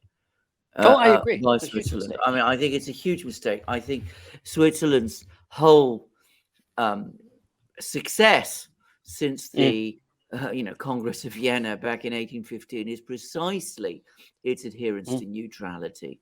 And I think to compromise it in this way, to damage it in this way, whatever your visceral feelings about Russians may be, and whatever justification there might be for that, it is going to do you very great long-term damage. But there we are. They did it. Gela says USA still buys Russia oil. What do you say about that? Not surprised. Not surprised. Perhaps we should be doing the same.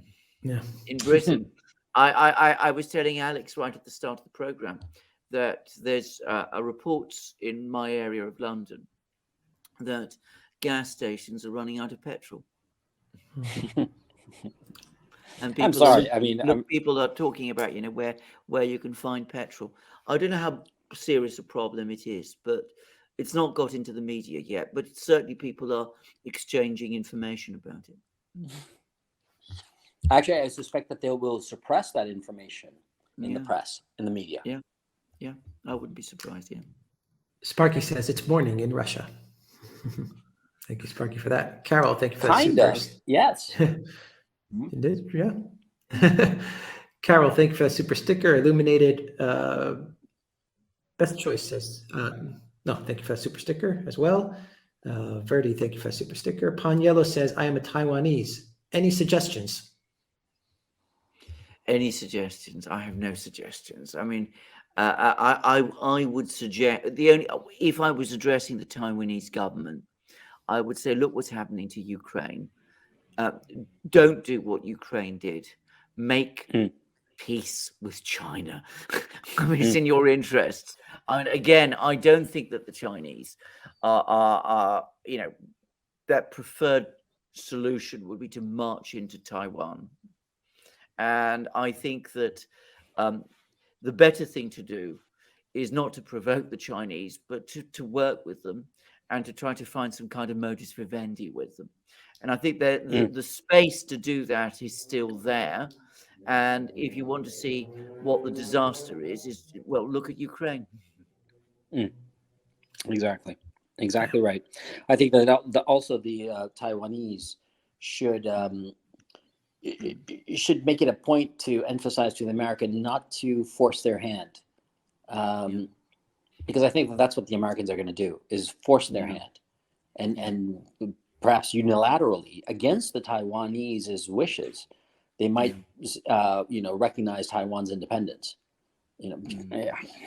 Because they're so foolish in America. Yes. That's the thing, that they're just so foolish. Yes. Heyman says Sri Lanka and Pakistan is the target of China or India. I don't know enough to say, really. Yeah, I should say India more probably, yes. But I mean, I'm not going to debate that too much, because as I said, I'm not sure I know the answers. I can give a authoritative answer there.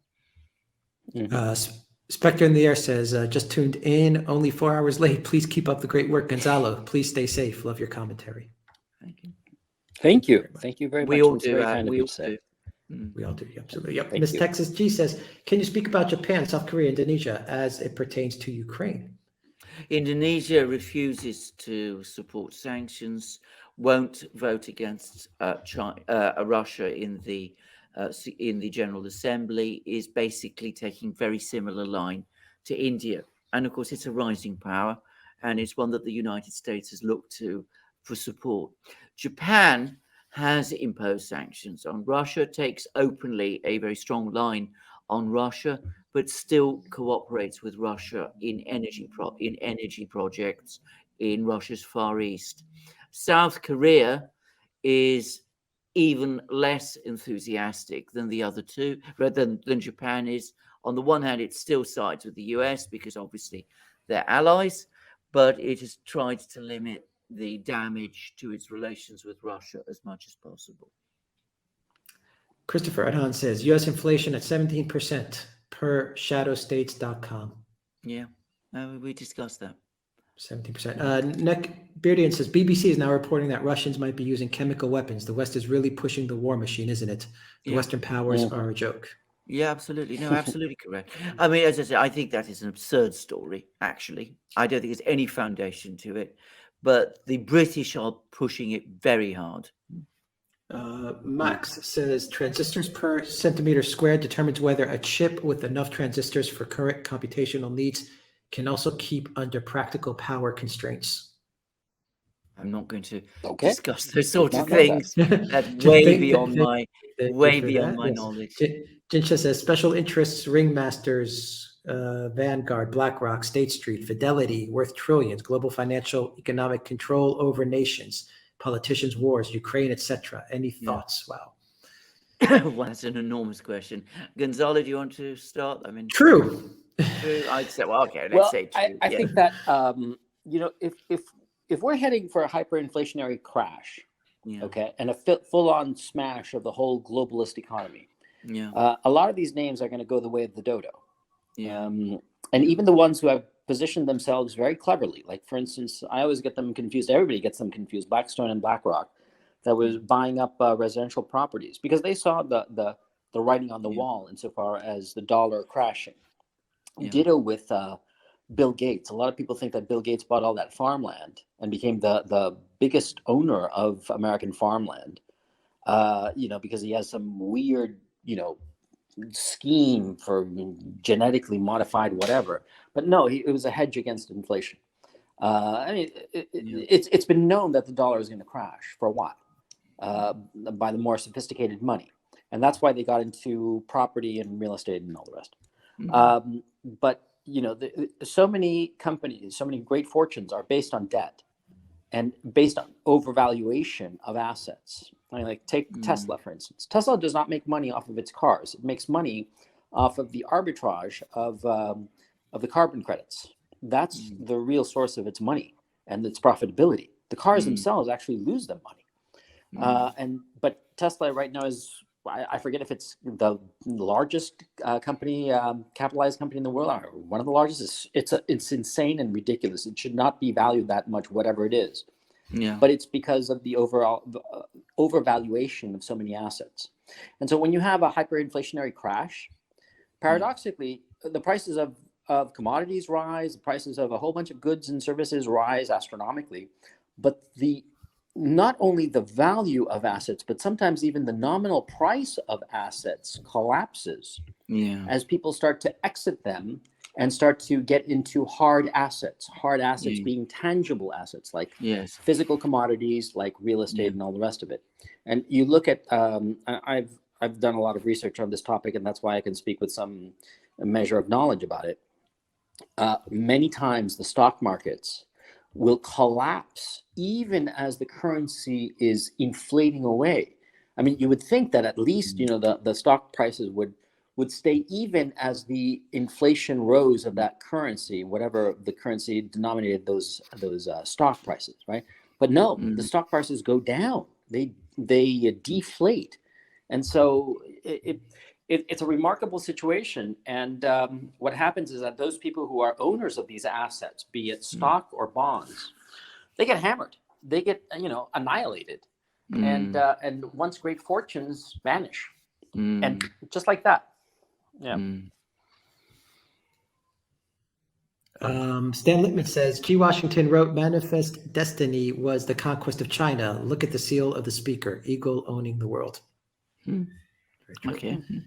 Rich says, T-34 was the most manufactured tank of the World War II. Same was Ilyushin II fighter bomber, the most manufactured aircraft of World War II. This is Russian manufacturing. Oh, yeah, of course. I mean, yeah. Yeah. Yes, I know, it's absolutely true. And I mean, the Russians, say it straightforwardly, one thing they're always very good at is manufacturing weapons. It's one thing they're always been good at. I mean, designing, building them in large numbers. VB says, is that tank video the fires on a group of people circulating on social media real? Yes. Yeah, is that the Ukrainian fighting on the Ukrainian? That video? No, it wasn't. It was actually a Russian firing on Ukrainian. Oh, Russia. Okay, yeah. I don't know. Yeah. No, It was a horrifying video, and it's absolutely true. I saw the video of the aftermath. No question, there was a video of that aftermath of that incident. No question. Okay, didn't see it. And they were taking selfies. The morons. They weren't paying attention, and a Russian tank basically just drove right up to them. And it's clear too that the Russian driver or the Russian tank crew didn't realize that the people standing there were Ukrainian. Okay, it was both sides didn't realize who the other was. Right. And then obviously the Russian tank crew realized, holy cow, we just stumbled on these guys, and the horrifying incident. Yes, that's absolutely true. It happened. Wow. Divine Insurgent says, sent a super chat on March 25th during the show. You did not read it. I like your content analysis, but you need to own this. Mistake or deliberate? I actually think we read that, Divine Insurgent. If I'm not mistaken, it was the last super chat, if I'm not mistaken. And we read that on the next Q&A, but I mean, it wasn't deliberate, that's for sure. No, it certainly wasn't. Yeah, it was a mistake, if anything. But if you put your question in the chat right now, I'll read it. I just don't remember at all. But I think if it was one of those super chats at the end of the show, because sometimes we press then stream, and then for like 2 minutes, another super chat comes in and we have no way to read it. But just throw it into the chat and we'll read it. Bauke says Lavrov yesterday said this is a war to end U.S. hegemony. Yes, he did. He did say Very, Mhm. very powerful statements that he made, actually. Elena Well, Diaz says, it's pleasing. It's a relief to finally masks off, and, because clearly we're going into a war between Yeah. two modes of civilization, and I think it's frankly a relief that we're finally just taking off the masks and facing one another, Yes. and just slugging it out. I That's agree. my thinking. Yeah, I agree. Lana A. Zankova says, Swiss hating Russians that come to Switzerland, those Russians who throw money to people abroad are not considered Russians by Russians themselves. There's a lot of truth to this, actually. I've come across this also in Germany, and of course in Britain it's even much worse, because of course the Russians in Britain, the London grad Russians are just frankly people that the Russians in Russia absolutely despise. There's even been a TV series in Russia about London grad, apparently. Oh, really? Yeah, absolutely. Yeah. I was in Yeah, I mean, Russia like, when they were actually showing it. It was, the little ghastly people who end up here. Yeah, I can speak as a Chilean, that there are many Chileans in Sweden and Denmark, and we Chileans are horrified by them because we've heard absolutely horrible stories, and we think that they are the absolute dregs of our own society, and we are horrified when we are confused as being, just because we share a flag doesn't mean that we share anything else, because they really are just horrible people. Yes. And that unfortunately happens everywhere, it seems. I'm afraid it does, yeah. DJC, will we see fighting in the Balkans again soon? Hopefully not. Yes. I hope not very soon. Elena Diaz says CCP back is what Wang Yi meant about happening of a century. CCP back is what Wang Yi meant about happening of a century. 30th December 2022, 100 years, Soviet Russia, Ukraine, and Belarus, original states. I see. Yes, thank you for that. That goes back to a point that came up in a previous live stream, was that Wang Yi was saying that events are changing faster than they changed in an entire century, and I was just trying to work out what he was referring to, and I thought it might be to the emergence of the dollar as the new global currency. But I accept your correction. I'm sure, in fact, that he was referring to the foundation of the Chinese Communist Party, which was in the early 1920s. Celeste Chang says Madeleine Albright said in a 60 Minutes interview that it is worthy, the war in Iraq killing 500,000 children. Yeah, absolutely, she did. And that, by the way, is the sentiments of neocons. I mean, to be under no illusion. I mean, Madeleine Albright tried to walk it back later and rationalize what she said, but fundamentally, that is how they think. There's another famous video of Madeleine Albright when she was in the Czech Republic signing some books, and some Serbians came in and heckled her basically. And she started screaming at them, disgusting Serbs or something like that. There's so much hatred in these people. That's the thing that I always find remarkable. Just a hatred and resentment that is completely racial. I mean, racist in the way that people throw around so casually. But in this case, it's literally they just hate certain races and they hate them with a passion. Serbs, Russians, it's just bizarre. And if anybody's interested, find that Madeleine Albright video. It's quite famous, where she calls them. I do believe she calls them disgusting Serbs. Yeah. Oh, dear goodness. I'm going to say this. I spent hours reading these horrifying things that these people churn out in all their various magazines and websites and things. And one of the things that has always struck me is that there is never any concern about the human cost. You never see it. They never worry about that. Sparky says, like Putin, Modi is anti-globalist. You know, I hear that. I mean, I'd like to know more about Modi. I mean, certainly things have not turned out, I'm sure, as the Americans expected. Tim Gibson says Fox is claiming nobody believes the NAZI thing in Ukraine. Fox has done a terrible job of Ukraine. Well, can I just say, Fox is wrong. Not about whether or not it exists, but whether about people believe it. Lots of people believe it because it's true. Yeah. Roman, thank you for that super sticker. Sterile Neutrino says, remember when the White House, Alberto Gonzalez and Andrew Card bullied John Ashcroft in the hospital to sign the Patriot Act in March 2003? Yeah. Vaguely remember it. Yeah. Sparky says, but a Greek in Canada invented Hawaiian pizza. That is true. What Wasapista says, slice of pizza, pineapple optional. Very true as well.